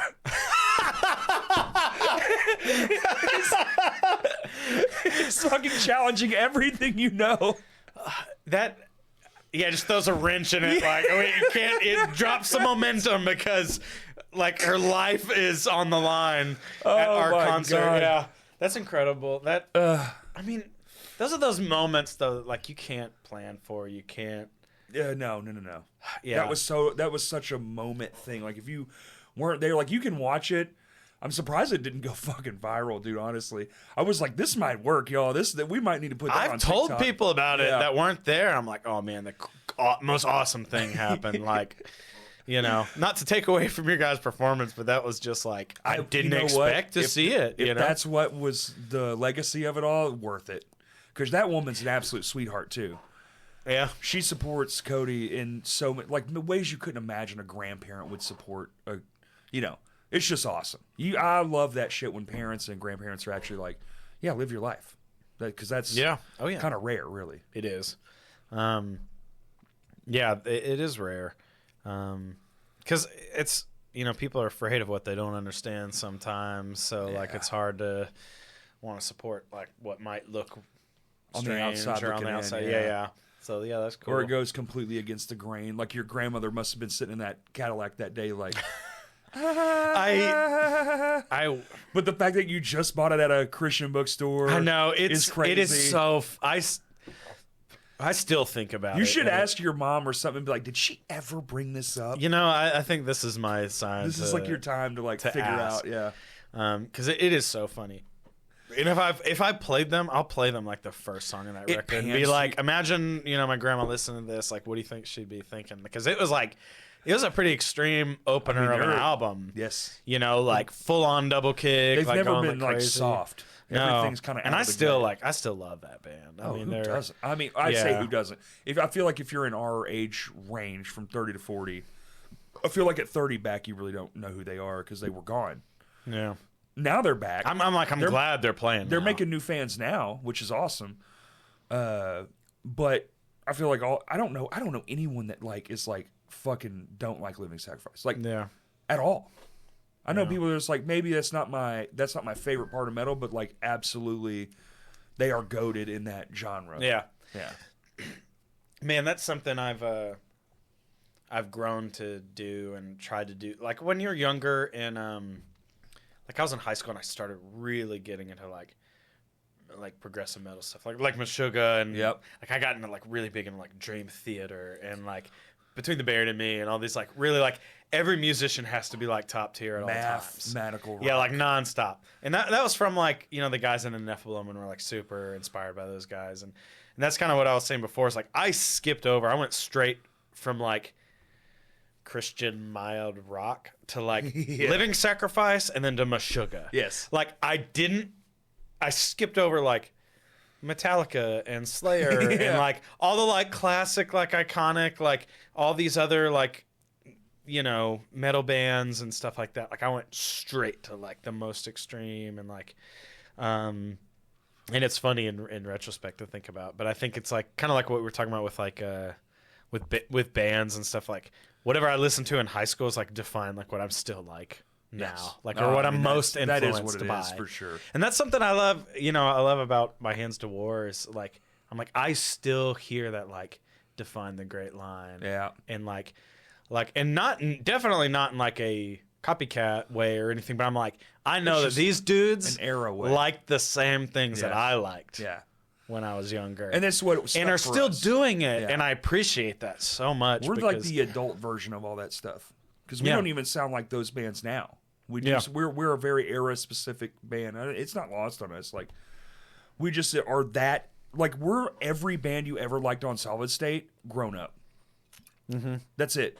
It's just the advanced version of it. That's really it. You listen to that album, you can find parts from every single fucking band on their roster. No, and I was thinking about it the whole time you were playing. I was like, man. Justin texted me yesterday out of the blue. He goes, man, I know you're a massive Zayo fan, but he listened to Zayo put up for one day their live at the church that they recorded in 2021 on YouTube. And he's like, I listened to this whole thing, which is just like songs spanning their entire career. He was like, I never even realized how much they're in our music. Yeah, it's crazy how much they are in there. I mean, it's funny. I'm a massive Zayo fan. Yeah, it's always have. Like I said, like Living Sacrifice and Zayo were like the same day I heard them. You know, for the first time. It was literally my same. You know, and they're coming soon to Rev Room. I know. I'm excited for that. I've actually never seen Zayo live. What the fuck? Dude, I know. Dude, they played here every month. So I don't know what my deal was. Tell me you haven't seen Haste the Day live too, because they used to play here all the time. Oh my God. So here's the thing. So I didn't. So I didn't move to Little Rock until 2011. Okay, well that's a big difference. So I lived in Hot Springs.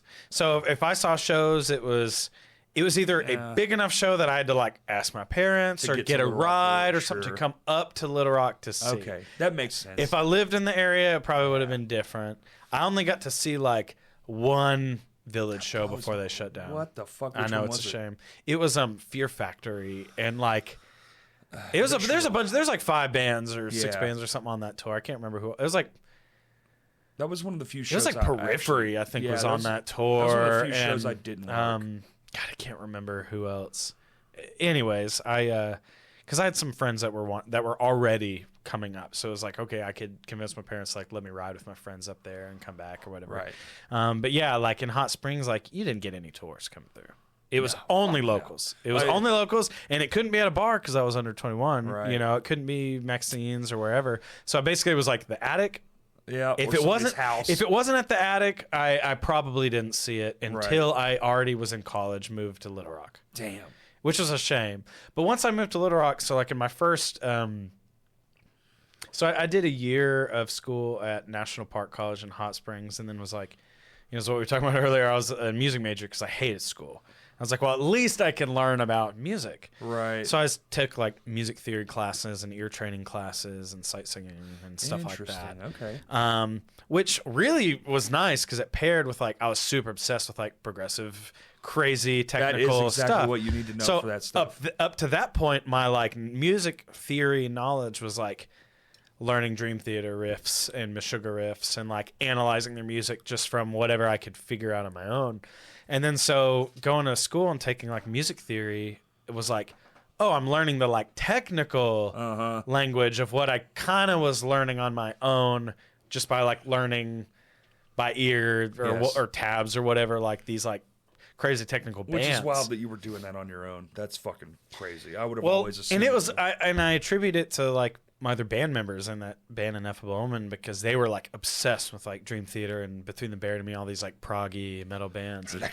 Well, and they were all in band. So like my drummer, who's my drummer now in Coachlight, like was in like drumline, and so he like already had the technique, rudiments and all that shit. He knows like, and that's something I love about playing with him. Like as a drummer, is like I've played with him since I was in high school. That's huge. So I know like nearly to the fine details what his ability, what his skills, what his strengths and weaknesses are. So like when I'm like writing new ideas and stuff, like I know that like whenever I write something, like I'll like for demos, I'll like program drums out and go, hey, here's kind of the vibe that I'm going for. Yeah. And then when we go to record him, he's playing it like a note for note. That's insane. And I'm like, dude, like how are you doing? Like I'm efficient. like you know, and so I'm very lucky. Justin will do that. But Justin's the best member in our band, musician, the Khalees. Yeah, because he does like Guitar Pro and stuff like that, right? That dude knows all the stuff. He knows the theory, all that shit. He's like you. Yeah. And like, I'll look at him and be like, "What note is this one?" Yeah. What is literally? And he knows how I speak now. Like there was one time in particular, one of my favorite moments. I'm like, Justin, I'm doing this one. I need the backwards of this one. And he knew I meant like down, but like the same note. And he was like, da da da da. He goes, put your hands here, and I strum it. And I go, that's the one. Yeah. Yeah. No, I'm bad. I'm like it's like the theory for dummies. Yes. Like And so he's that for us, and he will write stuff because he does that, and he'll program everything. Yep, me too. And he'll bring me parts, and I'll be like, 90% of this shit, me and him are same wavelength. I would have played that anyway, so it's not really that big a deal that he wrote it.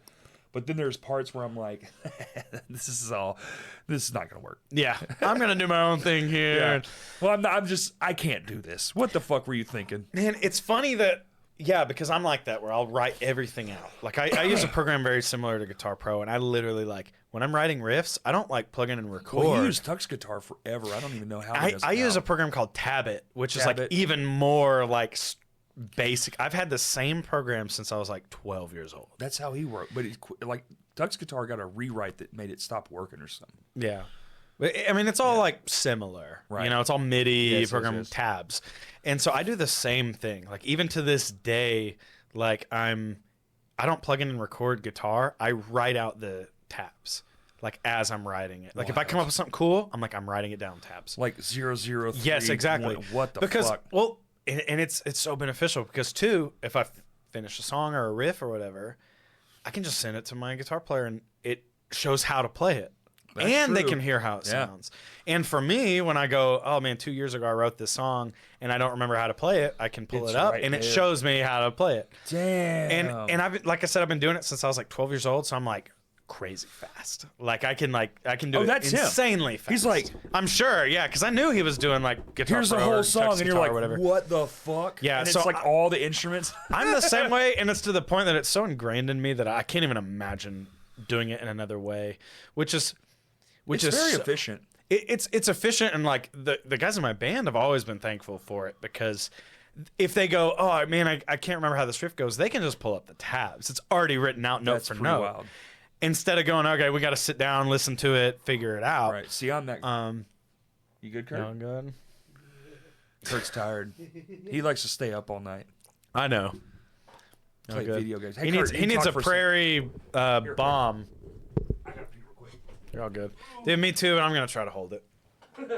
I take blood pressure medicine now. I can't hold it. What are we holding? Holding our bladders. Physically or metaphorically? Well, guess it depends on how you feel. When's the last time you went to the movie theater? I don't remember the last movie I went to. We go maybe every few months or more. We go see a movie. It depends.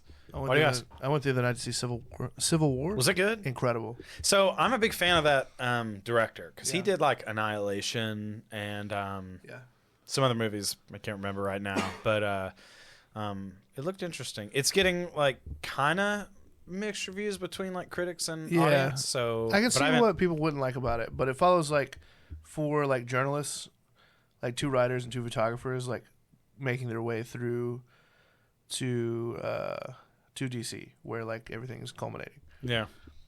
Really interesting though. Yeah, because it's like the end of the Civil War. Like. Oh, see, I didn't know that. Yeah. So it's not how it kicks off and stuff. This It's is how just it ends. oh. Yeah. See, that's cool. So it's already established all the like chaos and everything. Yeah. It's already established like who's fighting who and all this stuff, and it's just kind of it's the culmination of one regime falling. Yeah. And the next. Dude, I hate to do it. Can I go break the seal too? Yes, absolutely. I'm dying right now. Watch out the cables. Yeah. Don't worry, I've only had like 3 beers, so Three. He's only had 3 8% beers. Yeah. No, I'm on my 13% right now. Oh God. Oh shit. Oh shit. Now we're on you. When does this come out? Tuesday? What day is that? Tuesday. It's 2 days from now. Yeah. What's today? Sunday. I know it's Sunday, Corey. I meant. Oh. Ooh. 21st. 21st.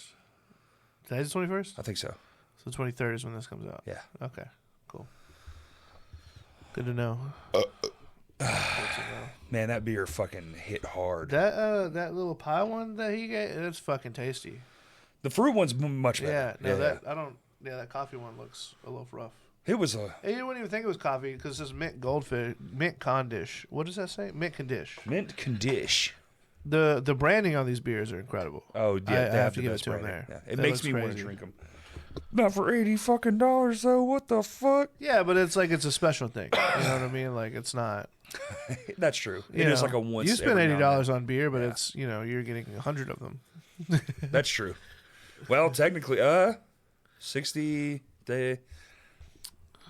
I mean, we used to buy 30 packs for an episode. Now we buy a 6-pack and don't go through it. Yeah. It's weird. Now we'll it's have crazy to think leftovers. about. Yeah, it's weird. Yeah, we literally like you bought a 12-pack last week, and we still have Quite a few. quite a few It's left. quite a few left. Yeah, There's still a bush in that bush one in that 12-pack, and that went through 2 pods that's as well. like 2 or 3. That's like a month ago. Yeah. Yeah, You know. that's kind of crazy to think about. Corey, when's the last time you went to the movie theater? That's a question I asked him. Ghostbusters. How I just went and saw it. 2 Was weeks. that good? No. Some mixed reviews, and I hate to The first one. prejudge. The first one is We unbelievable. like the first one. This is the one with the Stranger Things kid, It's right? the script, man. They really fucked it up. The story is not good. it's ass. That sucks. It contradicts itself literally within 2 scenes, and in more than one instance. They're like, oh, it's this fucking thing, and you can't fucking blah, and then they literally do the thing you said you fucking can't do. They don't address it, like, and there's this thing they do, exposition. Are you aware? Where they talk about what is happening instead of showing it and just letting it happen. I hate that. It's like they treat the audience as if they're stupid. Yeah. And it's like exposition scripts are for the devil. It's bad. Here, sit there. Me? Yeah. Wait, what? Yeah, come on, let's do something weird and fired, funny. This is weird. Get out of here, Damn it, I Kurt. had another question. Oh, do a question. Go ahead. That's for him, not you. Well, ask it. Ask me. Talking to the. Yeah. Oh, it's nice and warm. That's kind of weird. Me and Kurt put out mounts of heat. This is funny. Yeah, what was the question? So the question was for him. What I'd is love it? To repeat it. So Yeah.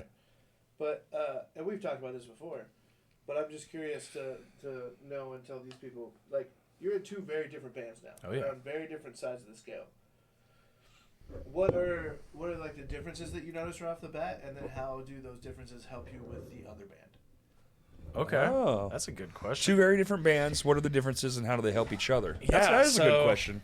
Yeah, so I play in Coachlight. I started that when I was in the Navy. It started not as a band, but like, so I was stationed. Actually, I meant to say this earlier, so that helped remind me. You know, I was very active. I was playing in Seamless and Legions of Weight at the same time, and then Seamless kind of fizzled out for, you know, personal reasons, and then Legions of Weight was pretty active, and then I joined the Navy, and obviously Legions of Weight stopped. I joined the Navy to like, oh, I'm gonna travel the world. I gotta get out of here. I gotta like, you know, experience life and do some other things. And I got stationed in Kingsville, Texas, 10 hours from home, a single day's drive for my full 4-year enlistment. You're like, I thought I was going to see exotic places. I saw Texas, a place I've been to 1,000 times. And it's not even a fucking cool And it wasn't even like a nice... Yeah, it's not like Dallas or Austin. The fanciest restaurant was Chili's. Yeah. And like IHOP. You got stationed in the Bryant of Texas. 100%. Sounds like you were secretly like, I'd rather be on a boat. Yeah. At the time, yes. In retrospect, no. No. At the time when I felt like my life was totally falling apart, like absolutely, I wanted to just go on an adventure, get out of here. I just want to be in a submarine away from everyone, literally at the maybe bottom not of a the submarine, ocean. but yeah, like Scariest I was thing in the excited. world. I was like, put me on a ship, do me whatever. I mean, like I said, I've been a scuba diver. I love being on the water. Like I wanted to go overseas because there's Navy bases in Italy and Spain and I mean all Japan all over, and I was like, oh, I'm gonna get one of these. And I got my orders. I wish you could see my face when I read my first orders when I was finished with my like school training, and I was like, oh my god, like I'm gonna be a 1-day drive from my hometown I've been my entire life. It was depressing. In retrospect, though, like the Navy, I've said it's like the worst decision I've ever made in my life because like I met my wife while I was in the Navy. I'm getting to go to school for free right now and get my degree for free, no debt. There's a lot of upsides to it. It's not the worst thing. And I get paid to go. Right. I was able to save a bunch of money and buy a house once I got out. Right. Because luckily, like, and they have those cool like GI banks. That help so like tremendously. you know, luckily I have great parents who raised me to like, you know, save money and be responsible, which I've not always been responsible, but nerd. I know, I'm sorry, you know, but it helped me buy a house because, like you said, like one of the benefits is a VA loan, which means you can buy a house without any down payment. Right. Which means all of my savings I could either keep, put to the but basically we put towards like, or refurbishing we remodeled. the house. We remodeled the house. We like took down a wall, updated all the floors, painted everything, and so on. So whereas, you know, and I wouldn't have had any of that without being in the military. So, you know, I don't want to say I'm ungrateful or anything because my life is better now because of it. Sure. But while I was in Kingsville, Texas, so you know, like the Kings Ranch trucks? Yes. Like the Kings Ranch. Yeah. That's Kingsville, Texas. Okay. So the ranch there is Kings Ranch. And that's where they raise all the cows for the leather for those trucks. So that entire town is like 75% a ranch, a Texas cattle ranch. And then there's the base for military, and it was a pilot training base. It's just Ford trucks, cow shit, and military people. Dude, every like Texas stereotype is that town. Of course. So like the military and all. That's all of Texas that isn't Austin, Houston, or Dallas. That's just that's what it is. Like you have like the blue spots politically, and then everything else is red, and that was like the darkest red. That's where the cows live. Yeah, and you're exactly. Yep. So, so we, thanks, alcohol. Yes. So we, what was I saying? So, because of that, there was like, there's no music scene in Kingsville, Texas. No. It was the ranch, the base, and there was a school of like Texas A&M, like a branch of it that was in Kingsville. And that was it. That was the entirety of the population. And so no music venues. I mean, anything was, you know, if there's anything, it was like country cover bands or whatever. Nothing like what we, no metal, hardcore, Imagine whatever. growing up in a town where you don't even know that's an option. So luckily, I mean, so Corpus Christi was, you know, it's on the coast. Sure. And that's where I met my wife. It was 45 minutes drive. So not terrible. Not the end of the world, but basically like anyone of my like peers that were in my age group that ever wanted to do anything, it was always 45 minutes away. Right. So anyways, to bring it back, I was like starved for music. I'd been doing music since I was a teenager, and all of a sudden I'm in the military and I'm in the middle of nowhere.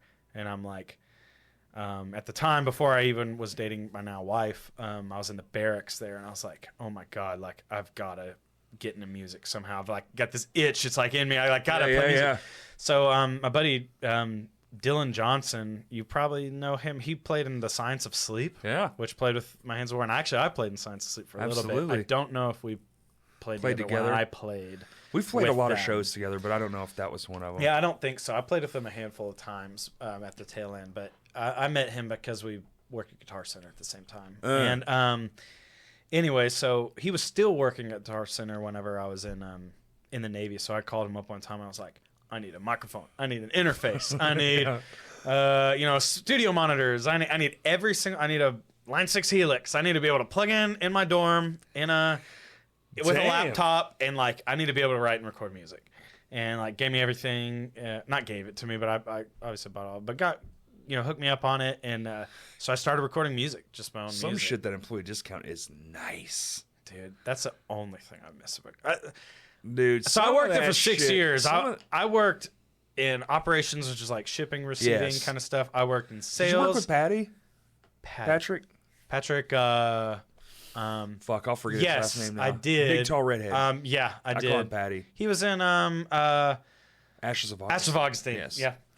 Well, actually, I take it back. No, he was gone before I worked there. But I knew Patrick. I worked with a lot of people that guy. Guitar Center. Lives out in California since way back when. Yeah, because he started like dating someone and moved out to be with them. He works like at the NHL card factory. I don't know. I never like got to know Patrick personally, but like I definitely talked to him and like knew we had mutual friends. He's one of the people I miss around. And I here. saw Ashes of Augustine like back in my like high school days, even like playing at Vino's and stuff. Like Ashes of Augustine was active during that time, and they were awesome. But yeah, so I was playing my own music. I was just like, I got to write my own music. Like I went from being super active, playing every single, or at least rehearsing every week and playing often, to like nothing and no music locally, even no music scene or anything. So I lose my fucking mind. I was like, I felt like I was going to, especially when you go and you're like, you're alone, not alone, but like it's like you're alone. Every friend you could make is like your coworker. Yes. So it's different, It's very different. So I was like, all my free time, I was like, I got to get into music. So I got all that stuff, and I just started writing music. And basically, it was, like I said, the spiritual successor to the seamless music. So like progressive metal, experimental, kind of like pulling from different influences. And but it was kind of fun because I was like, all right. This time I was like, even if I never release it, I was like, I'm going to write music that is only me. Like, I don't have to worry about anyone else, like anyone else's say. Not that that's a bad thing, but I was like, I just want to see what I can do.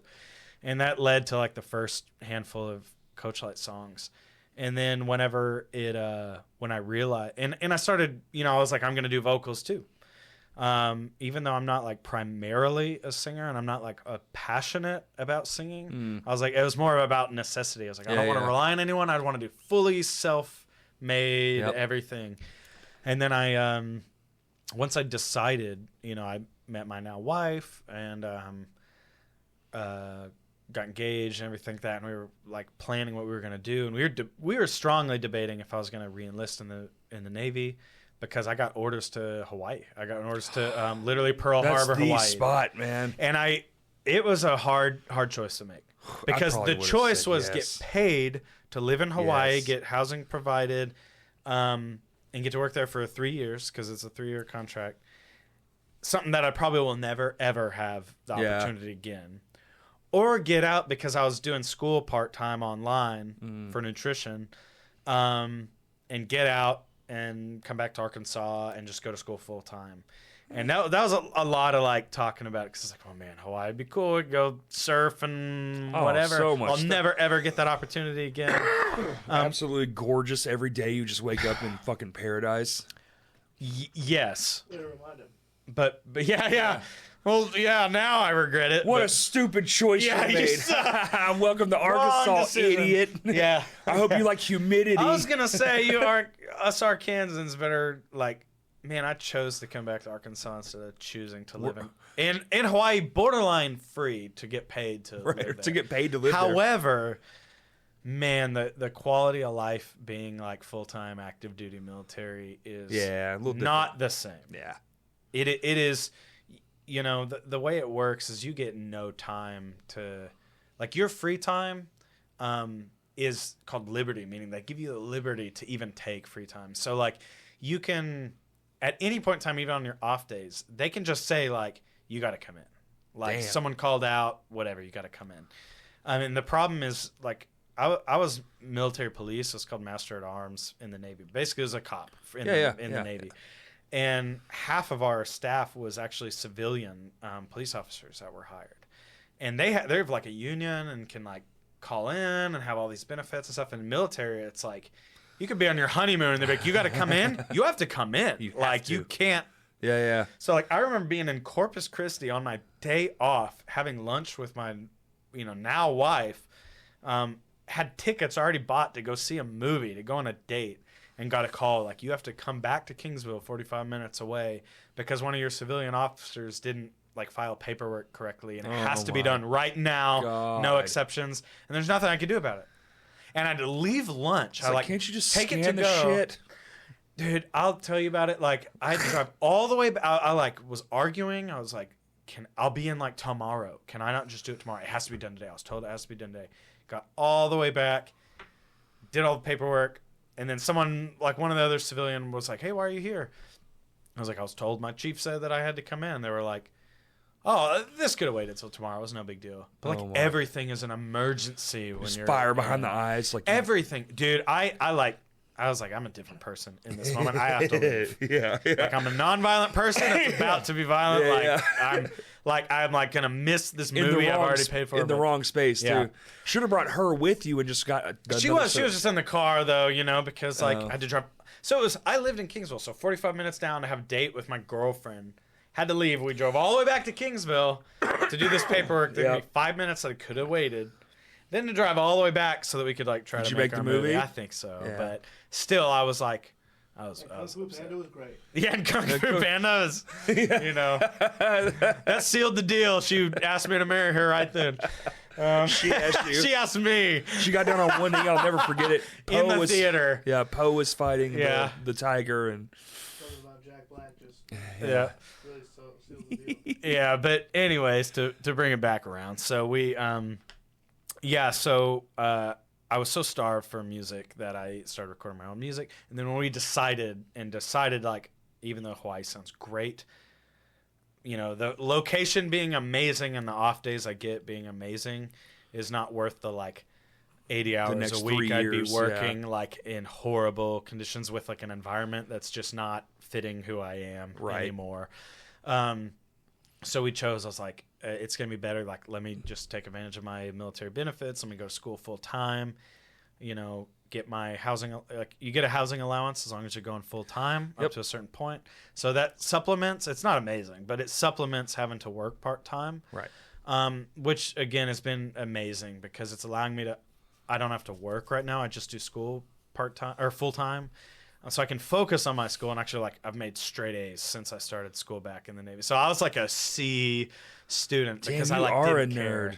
But like now, like I'm like I've done like straight A's. Huh? I've done like 20 classes in a row that are straight A's. Wow. Like, I'm like it's different when you're almost 32. Like when you're out of high school and you're just like I'm just doing it because it's the natural progression I'd sign up, of pay to code college, and be like, man, fuck this place.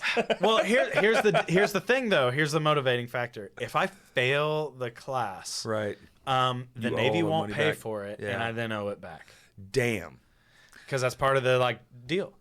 And I'm like, I'm not paying for this. So I'm gonna make straight A's. And luckily I have an absolutely incredible, like, supportive wife who already has her bachelor's. Yeah. So she's already had her education and is getting to work full time.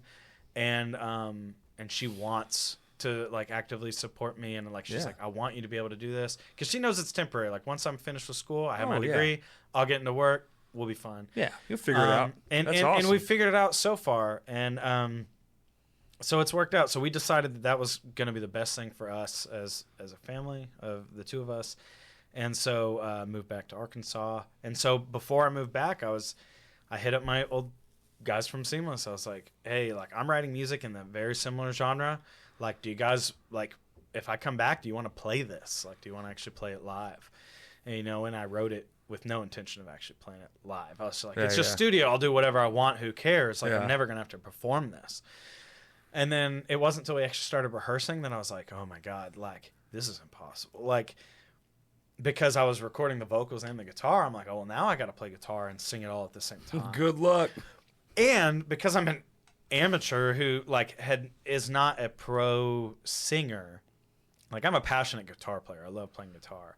I did vocals out of necessity, and I like singing. It's fun. Like if I joined a band as a singer where I didn't have to do it, I would love it, and I think it would be fun. That way I could give like 100% to vocal performance. Absolutely. But with guitar, and you know, because you play and sing at the same Lame time. Johnny, yeah. Lame Johnny. So for me, and I don't know I won't speak for you, but for me, it's like when I'm playing these like complicated things, you're having to split your attention and focus between two things. So it's like I'm only able to max give like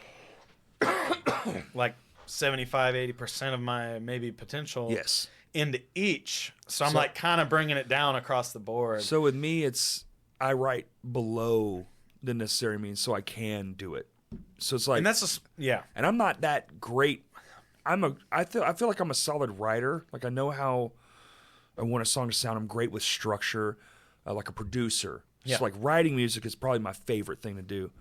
But I write to my abilities, not to what I want it to sound like. So I got to make simple sound good. Yes. And so that's Lame Johnny. It's like, when you take it note for note, it's just fucking ones and twos. It's really simple. But then you add the singing on top of it. I call it like a fucking rock and roll lasagna. It's a bunch of simple layers that add up. As a total, it's more complicated and challenging. Yes. Yeah. When you hear the whole thing as a whole, you're like, I fucking like this. And it's not just one string anymore, because Justin is a fucking phenomenal drummer. Yeah, I know. He's a phenomenal musician. So his drum beats on top of those simple riffs are already make it way more complex than it has to be. And then we take the same approach to bass, where the bass doesn't necessarily have to be just root notes. Notes. Like it can be the bass. Yeah. Because it's rock and roll. Yeah. It's like it doesn't matter. There are no rules. It's punk rock in its heart, and it's rock and roll in its sound. Yeah. Yeah, there are no rules. That's definitely a lesson I've learned from Wake, which I'll bring it back around to that. But oh yeah, if you playing with Madman Morgan, ain't no fucking rules, baby. Yeah, you can do what you want. I love the podcast you did with him. I do too. I was in tears laughing, and he's one of my favorite people, man. I genuinely, I love everyone in that band with all my heart. I feel so fortunate to have been asked to play with Wake, like, because they're legends, man. Yes, they are. And I'm very surprised they asked me to play with them, and I feel like honored. And there's a little bit of pressure with asking, been asking to play, because I'm like, oh man, I got a lot to live up to, right? Don't fuck up. Yeah, I know, dude.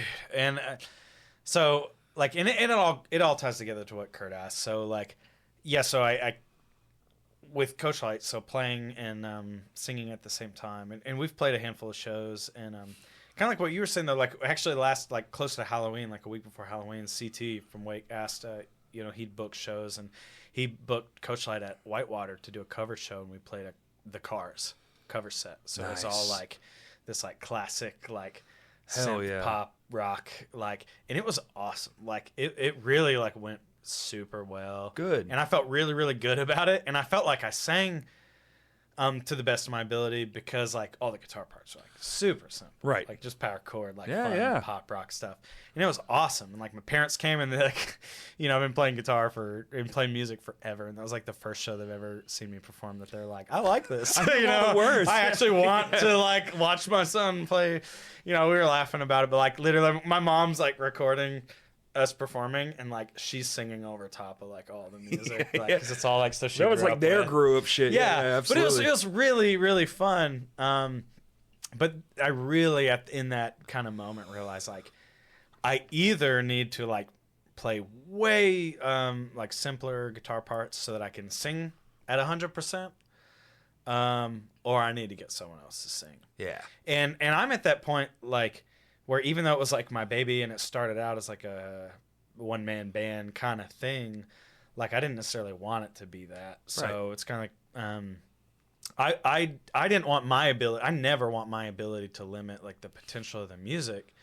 So that's when we started talking like, who do we want to get to like sing in my place? Like I was like, pride aside, like it won't hurt my feelings. Like no, you know, I was like, if I was just singing, maybe I'd feel better about it. But like I'm primarily a guitar player, and I'd rather give 100%, 110% into guitar and go all out. I get and that. let someone that's 100% into vocals sing. So it's funny, like man, over a year ago.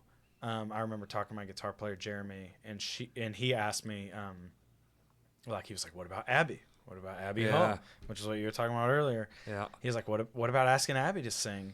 And I was like, "Oh man," which is a wild concept too. It's like cool.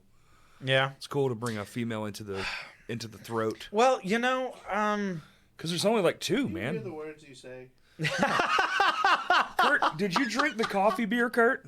You heard it, right? I did. What is singing, Kurt? Try that. Here, I've got a bottle opener in my keychain there. Oh shit! A Coachlight. Whoa! Yeah. What the fuck? Those are like You don't have one? less than $1 a piece on Amazon. Really? We give them away for free at shows because we think. Damn, that's awesome. So my guitar player, I think it's a good idea because Seamless used to play with the band Scale the Summit like a lot. Yeah. Like every time they came out, we played with them like 3 or 4 times. Well, Like let's every check time that they out. came through. Yeah, it's really good. If you don't drink it, I will. And then I'll, crash on the way home and leave my wife a widow. Okay, But, well, let's not. Yeah, I'm just kidding. No, you can have it. I'm just messing with you. Open it up if you want it. Open it up. I'm just messing with I'm you. gonna take a sip and then be like, I don't like this. Yeah. You're gonna feel obligated to drink. It'll be a waste. I'll sit. Bad I'll because sit. We're almost over. How long have we been going? 2 hours and 11 minutes. Man, Whoa, time dude! flies. I'm telling you. Every podcast you do, they're always like, time flies. And it really does. So anyways, I'll actually answer your question at some point. So, we talked about Abby, but at the time, her and her husband, Jericho. Do you know Jericho? Absolutely. Yeah. I've So known Jericho forever. I played both of them, honestly. I don't know if I only played like 2 shows, but they had a band called Safe House. Yeah. And I played guitar in Safe House for like Okay. 2 shows at like Soundstage in Conway. Oh yeah. Yeah. Fucking best venue in Arkansas. Venues. Let's not talk about the owners too. Yeah, I won't. But anyways, so they were all incredible musicians. But the style wasn't like me authentically. It was very like post like it was like punk. No, what's the word I'm looking for? It was very like they covered like Fall Out Boy. Yeah. And like very like Paramore-esque and stuff like that. And there's nothing wrong with that. Like genuinely, it's just like in me as a musician, I was like, it's not the satisfying. It's not me. Right. Like, and that's something kind of what I said earlier, or what I was going to say earlier, is that like the older I've got, the more I like really appreciate every genre of music and how talented people are in every genre, whether or not it's what I love to listen to every day. Like, I understand, like, even if country music's not my favorite genre, Right. I know that there's incredible country artists that are crazy talented and put a lot of Unbelievable. work. Yes. Or whatever, any genre, All fill of in the it. blank. Yeah. So I've appreciated that. Like, even seeing shows, I'm like, you know what? This isn't the genre I would just normally pull up on Spotify and listen to, but I can tell they've, like, put all their passion into it and, like, Yes. care about it and are giving everything, and I can appreciate it and I want to support them. And that's something I've really appreciated about the scene lately, is since I've left and come back, is Right. I've noticed, like, before it was, and maybe I'm wrong, but it seemed slightly more like cliquey, where it was like It was. these certain genres like only supported these For genres, sure. and now it's like you have like a hardcore band, and It you doesn't have, matter now. Tiny Towns and people, Tiny Towns. Jesus Teeny Christ. Tunes. Teeny Tunes, Tiny Towns, and like people are moshing to them as well because Absolutely. they just want to have a good time, and that's super cool to me. Yeah. So I don't remember where I was going with that. I think was talking about adding Abby, which you Oh were, yeah, you yeah. were in So the with band Abby, I was in Safe House, and it wasn't for me. And anyways, that band, I don't remember what happened, but they stopped playing. And anyway, so like when my buddy Jeremy was asking about it, he was like, "Yeah, what about Abby?" Because I had mentioned to him, and he had met her before, about how like incredible of a singer she was. And yeah, she is. And she, dude, you should hear this music. I can't wait. I was it's actually really good. So I saw her in Fayetteville when we played with Steak Sauce Mustache. Because was she working the door? She was at, working like, the door. Nomads or whatever. And I was like, where the fuck's Jericho? Oh, he's at home. Like, okay, cool. And then a few months go by, whatever that was, like a fucking year ago.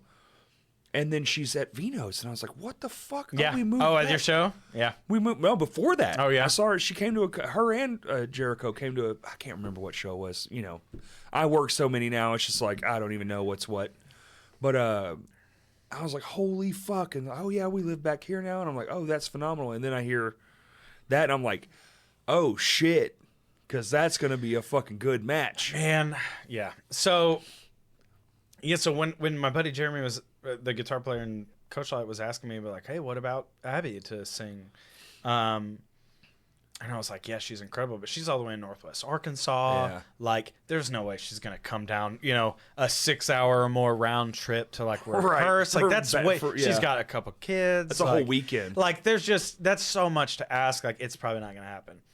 And time passed, and like the more we were playing and rehearsing and stuff, the more I realized I was like, man, I genuinely enjoy singing, but I was like, I've reached my limit with like my abilities for the music, and I do not want to be the one to hold the music back. Right. Like, no pride. Like, I would rather give even more to guitar so that the music can be better, and then someone else give everything to vocals. Yeah. Excuse me. And at the time, it was just 3 people. So I was like, you know what? Let me just ask Abby if she, you know, I was like, I shouldn't have spoken for her before. Let me ask her if she'd be interested. And I sent her a message, and this is like one of those like weird coincidence fate things, whether you believe it or not. I asked her, I was like, hey, like I can send you like all this music. I've got like a dozen or more songs like ready to go, rehearsed. Like all we'd have to do is pop your vocals on. Like if it's something you're interested in, if you want to play it. And she was like, you wouldn't believe it. We haven't even told anyone. We just moved back to North Little Rock. Insane. Like. And our house is in Sherwood, so she lives like less than 15 minutes from me. That's like destiny, man. Dude, it's so weird. And she was like, I'm into it. Like, I'm interested. And I was like, oh, this is meant to be. And feel it. Man, she's one of those people, and I hope she doesn't mind me talking about it, but like, she's one of those people that is so incredibly talented, and she gets in her head about it and doesn't realize how talented she is. That she like is. I know a lot of those. And like we're all like, that was absolutely incredible. You're a perfect fit, and she feels like maybe she's not and stuff. And I'm like, and that'll change. I've talked to her about it. It's a sign of a fucking true artist. And man. it is, and you know, and I'd way rather always. No one's a worse with someone that's to me than me. Yeah, you know? Absolutely. I mean, and I'd rather be with someone that's like humble. And Kurt has done drum cams. The next day I will text him, hey, please don't post that. Like I missed like 2 notes. Like I can't have that on. And you realize like no one cares. And it's already up. Yeah, Dude, that's something that's something that's a hard lesson for me. I mean, and it can be a good thing to be like not really only does critical no about one yourself. care, really, like unless you're just shit. But you're not shit. We've done this for a very long time. Like I'm very efficient at what I do. Yeah. But and all of us are. But it's like, but you're still that kid who's like, ugh, I'll never be fucking good enough. I'm never like, and you like, even you don't see your own progression. Yep. You only see right now, but you still think like it's 20 years ago. Yeah. Yeah, it's hard. I mean, it's a good thing, I think, because it is. It helps you push yourself. Push yourself, keep yourself humble. It's all the right things. I would 100% rather play with someone that's like, oh, I suck, and then they're incredible. The ego is bad. Than someone that's like, I'm amazing and I know it. Yeah, well, that never works. Never play with Tommy Robinson. Are you kidding? I love Tommy. Yeah. Everybody loves Tommy. But yeah, no, he's great. Yeah. So she's had some of those. Tommy could be in a world traveling like biggest band in the world, and he'd be like, "It's never gonna work out." Yeah. I'm so proud of their band, Terminal Nation. Absolutely. Right? Like I'm so glad that they're doing. Damn, we're killing time, dude. We're cruising through this thing. Is going by so fast. We can wrap it up. I know. Okay, I gotta answer your question. Okay. So, anyways, she's singing for us now, which is I've had like an album's worth of material for so long, and I've been and I've even recorded all the vocals for it, and we've talked about how are we gonna release it and stuff like that. But once I kind of we decided I would rather have someone else sing, and so I've been holding on to this material for so long, and even some of these songs are before I even started Coachlight, I wrote forever ago. They're stupid old, so I'm so ready to get them out of here and to the public, so we can move on as a band and start something. And be whole too. Yeah, exactly. Band, and we've gone through trying out a handful of bass players, and now Britton Shrum is playing for us, and that's been a lot of fun. He showed up and could play everything, and he's a pretty efficient into the guitar music player. And he has a lot of skills that I don't have. It really helps, not to talk down on the other two guys that were in Coachlight at the time, but my drummer lives in Hot Springs. I'm on the west side of Hot Springs, so it's an hour and 20 minutes for him to drive up to my house to rehearse. Yeah. So we can't do rehearsal every single day or every month or week or even. We have to plan a lot more, which is why we just can't perform as much as we want to.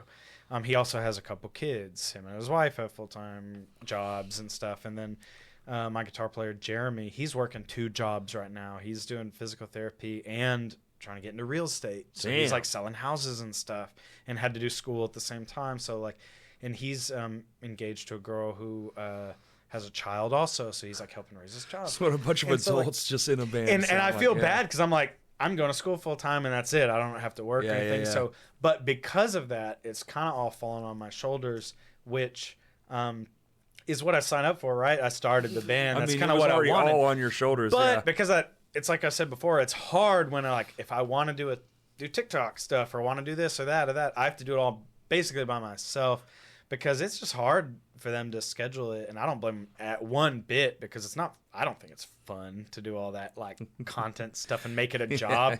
And I've told them from the beginning, I would rather play music with my friends and have fun and play. Vino's once a month, and that'd be it. Dude, I'd rather do that and be in the practice space forever and never play. It's kind of like what I said with Legion's Weight. I'd rather only us rehearse and hang out and just enjoy each other's company. If it's fun, it's fun. Because it distracts from everything. I always wanted to play music for my whole life, but when you think about that, you think it has to be a career, and then you get older and you go, you can just do that.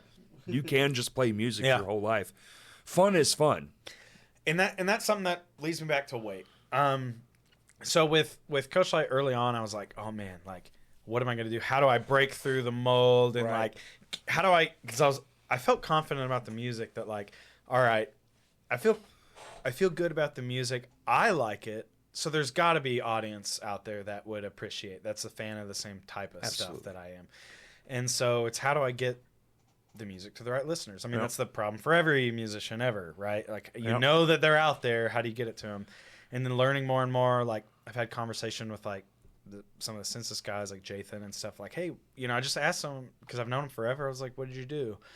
And the methods now are, like I said before, are just not authentic to me. It's just not me. And I've determined after a while, and it didn't happen till Wake, that I remember we've got 5 songs on this new album, and the album's over an hour long. God, damn. One of the songs is it's over 14 minutes long for one song, right? And I remember us talking about it, and people talking. We were it's still a work in progress of oh, do we change anything? And at one point, someone talking about attention spans, and we were talking about because I mentioned some of the advice I've been given, and some of all the statistics and metrics, everything say in the first 30 seconds, blah blah blah, what the TikTok algorithm is. And they were straight up who gives a cares fuck? About the algorithm.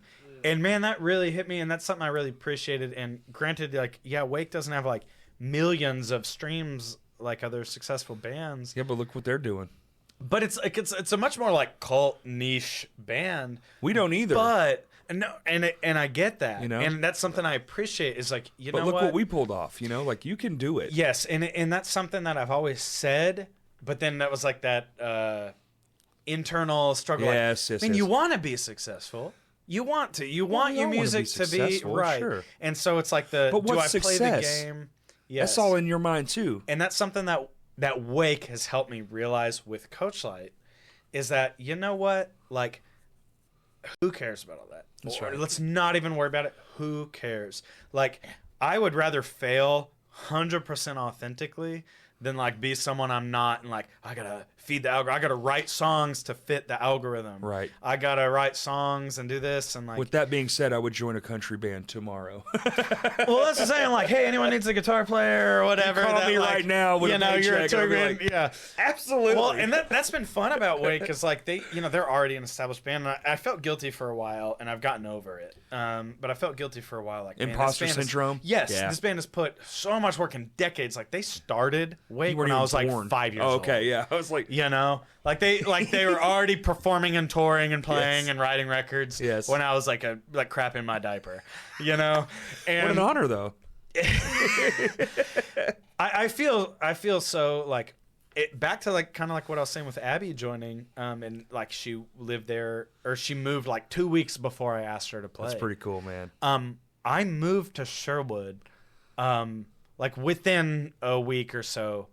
And like all of a sudden, Jeff sent me a message on Facebook, and he was like, "Hey man, I don't know where you're living now or what you're doing." See there? He didn't even know if I was still in the military or what. It's like, but if you're available, like, do you want to join Wake? We've got Mutants in the Monster Fest. We need to play. We've got a new record we're writing, and we're gonna go into the studio. First record in 13 years. Do you want to be a part of it? And I was like, I just bought a house 10 minutes from you. That's the universe. Because I'd been to his house before because we we worked together at Guitar Center. Yep. And it's so weird because Jeff and I got hired at Guitar Center in 2011 within like a few weeks of each other. And that's where I met him, and I'm thinking like, oh, he's just, you know, oh, Wake, okay, they're a local band, you know, whatever. And they'd like just finished a record and like put it out like that, like September or whatever, and I got hired in like October or August or something like that. Like so, like the next month, they put out their new record on Relapse, and I like, okay, I'll buy a CD and a T-shirt to support my local friends band. Yeah, and it wasn't till like, you know, they were playing a show at like downtown, and I was like, okay, I'll go see him. You know, I had never ever listened to like Doom or anything like that. And I was like, okay, I'll go support my like, you know, my coworkers' band. And dude, I could like barely open my eyes the whole time in a good way. Like it was like a religious experience. Like close my eyes and just like listen to the music. Right. Like let it like take over. And I was like, man, this is like a different band. Like there's something about it. Like I really appreciated the music and what it was. It was just like nothing. I've always been like on the extreme of like as fast and crazy and heavy as possible, and for them to like kind of slow down. You're living on two opposite ends of the fucking spectrum. Yeah, and so I loved it, and I was like, oh, I'm a Wake fan from now on. So when they asked me to play, I was like, even though I've never played anything like this, what I appreciated about Wake is they weren't like a traditional doom band. They're way more like progressive and way more in like the stuff I already liked. Right. Like crazy, like, you know, whether they know it or not, like time signature and meter changes and weird key changes and all sorts of like very much more progressive and a lot more higher energy than like some of these really like drony, slow doom bands. Yeah. And so that was really exciting to like ask them, for them to ask me to join and like give any of my influence to it. And it's funny because I think when you hear the new Wake record, maybe you'll be able to pick out like, okay, I think that's Austin's. I'll clip influence. some parts and send it to you and be like, because because there's like, all right, that's like a you know, tech death metal influence, or that's like a more proggy like influence. Like there's a few things, but man, as a Wake fan for a decade or more before I joined them, like I really love the music that we've done. Hell yeah. I'm really excited for it. So I'm excited for all the things you're doing. Man, I'm excited for the Coachlight stuff. This new music with Abby she's really just brought like a breath of fresh air. I can't wait to see that. I mean, and with Britton too, like having like another body on stage for one, and not just being the three of us. Because it's hard when you're singing and playing at the same time. Like you can't get too far away from the mic and like you're stuck. Go crazy and stuff. So like, I'm like, oh man, my poor. I use my middle finger a lot. Oh yeah. Yeah, but pay attention to me. Yeah, so I'm excited. I mean, everything's been really, it's coming together. This year's gonna be a lot of fun. So like, I've got a ton of Coachlight music that like we're working on with Abby to get out. I'm hoping we have a single out like very soon. Good. Like, the only thing that's left. Do a video too. Single. Yeah. We're brainstorming. Yeah. We're talking about like what's like a doesn't matter. Some just like, shoot it and do it. I know, like more like kind of fun, low budget. Yeah, like that is the way. Yeah. Shoot it and do it. Just make it fucking cool. Like just have an idea. Yeah, I'm not gonna get into it, but I cornered Kurt. He probably said at Vino's, and I probably had a few more drinks than I've had today. And I'm like, why aren't we friends? Like I said, I like Sleep Token one time, and now you won't let me hang out with you. And now I'm here. All I had to do was like get drunk and cry and corner him so he couldn't say no. He's got empathy too. Yeah, I know. You're exactly. The thing I lack, he's filled with. All right, plug all this stuff. Where can people find all the things? This camera. Yeah, so I mean Wake stuff, Relapse Records, they're actually repressing the last two Wake records. Sick. Which is really cool because we've like been out. Like the last tour we did with Paul Bearer last summer, absolutely sold out of the last record and the record before we got none. So we're getting the last two records full. So we're doing a tour with Paul Bearer coming up. Awesome. We're doing a couple dates in like Tennessee and doing Alabama. That'll be fun. And I've had too many beers. I can't even remember. It's okay. Where else we're playing? Social media. And then social media. So Wake, Facebook, and stuff. And then Coachlight. Yeah, a record's coming out soon for Wake. Also playing at the Hall with Paul Bearer for their that's right thing, and Mutants of the Monster Fest with Coachlight. Yeah, I mean on Instagram it's like Coachlight Official. Okay. Haven't posted a lot lately because we're kind of in that process. I got so busy with Wake. Yeah. That like not that Coachlight got put on the back burner, but it happens. Oh well, it did because I'm waiting for we got a new bass player, we got a new singer, so we had to get them up to speed, and so like we're playing June 17th. We'll have announcements soon, and it'll be yeah. I mean, we're gonna have announcements soon. We photos and music and stuff like Hell that. Yeah. So okay. This has been fun, dude. Dude, it's been a blast. I'm sorry, I'm totally embarrassing myself, and I'm gonna watch this sober and be like, no, oh, man, dude. Hey, listen. Pro tip. Then what? The New Year's episode when we each of us had two of those. Oh, each. Yeah. Okay. We was fucking annihilated, bro. Yeah, it was amazing. It's my favorite episode ever. Twitter, Crashcast Pod 1, everything else, Crashcast Pod. Check out the Patreon. We're actually uploading more content like we should be because we're bad boys. Might have a road trip video soon. We might have a road trip video soon. I'm turning 40. The, awards? We're doing the awards. That's super cool. There's a big announcement coming for that on the 1st. So not this episode, but the next. You'll learn more about that. Huge announcement on huge all announcement. Categories, and it'll also open up to nominations. The nominations will open up, and it's going to be really cool. Of course, we're doing all those things, working behind the scenes very, feverishly. And we're trying to, I was actually having a conversation with a nice man who understands this kind of thing way more than we do. And so hopefully the podcast is going to take a leap soon as far as quality. Okay. Yeah, I'm hoping. I was talking to him last night. I'm like, please, God, come show me your knowledge. I was so glad that you guys are doing this whenever I came back. And it's kind of like what I was saying earlier with the scene. Like, the scene needs this because getting like that personal aspect. I don't know if other music scenes have something like this, but I feel like they all should. Yeah.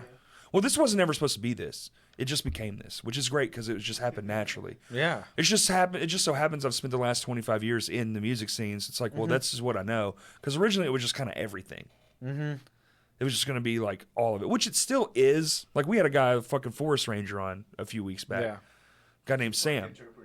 Whatever, dude. You get like wrestlers and stuff. He was amazing. Yeah, we got wrestlers. Yeah. Like, No, that's super cool. It's all cool to me. If you love it, I love it. Right? Yeah. If you give a fuck, then I'll give a fuck. You just have to give a fuck in a way that you can, tell it to me. But other than that, yeah, this has been great. But This was fun. Thank you. we got to do another one of these, Kurt. You said it every time. I know. I gotta sober up. Dude, I'm down. Yeah. And then in 6 months, I'll be like, hey, we should get so-so back on. And you'll be like, that was I'll come back anytime. I know we could get any of the other members, Abby. Or, Oh, that would be fun. Dude, Maybe we'll do a 2 for next other time. way, yeah. Yeah. Well, when y'all get y'all's record and shit done and things are coming Yeah, out. we're still debating on do we do like 2 EPs and split the record up so we have Always. some other Now- stuff, now you or s- do we do a record? Listen, the only Man, I reason just we hate released following like only let's reason do artistically what the only algorithm reason wants. we released an album is because we never did. It was our Yeah. first one. But It's see, our baby. I appreciate that, I'll but I never- also know I'm in the minority. Listen, I'll never do it again. Yeah, I think we're gonna There's no do. point now. I think we're gonna do like a couple EPs, do Go- some singles, release EPs. some Go look at singles, all release your a second peers and EP. look at the singles versus the full album release, know. and you'll release it all as singles because I it's know. like that's I what think gets that's the what views. we're probably gonna do. Yeah. All right, everybody. Yep. Thank you Thank for you. listening. Peace. I thought about covering this. Yeah. Your intro.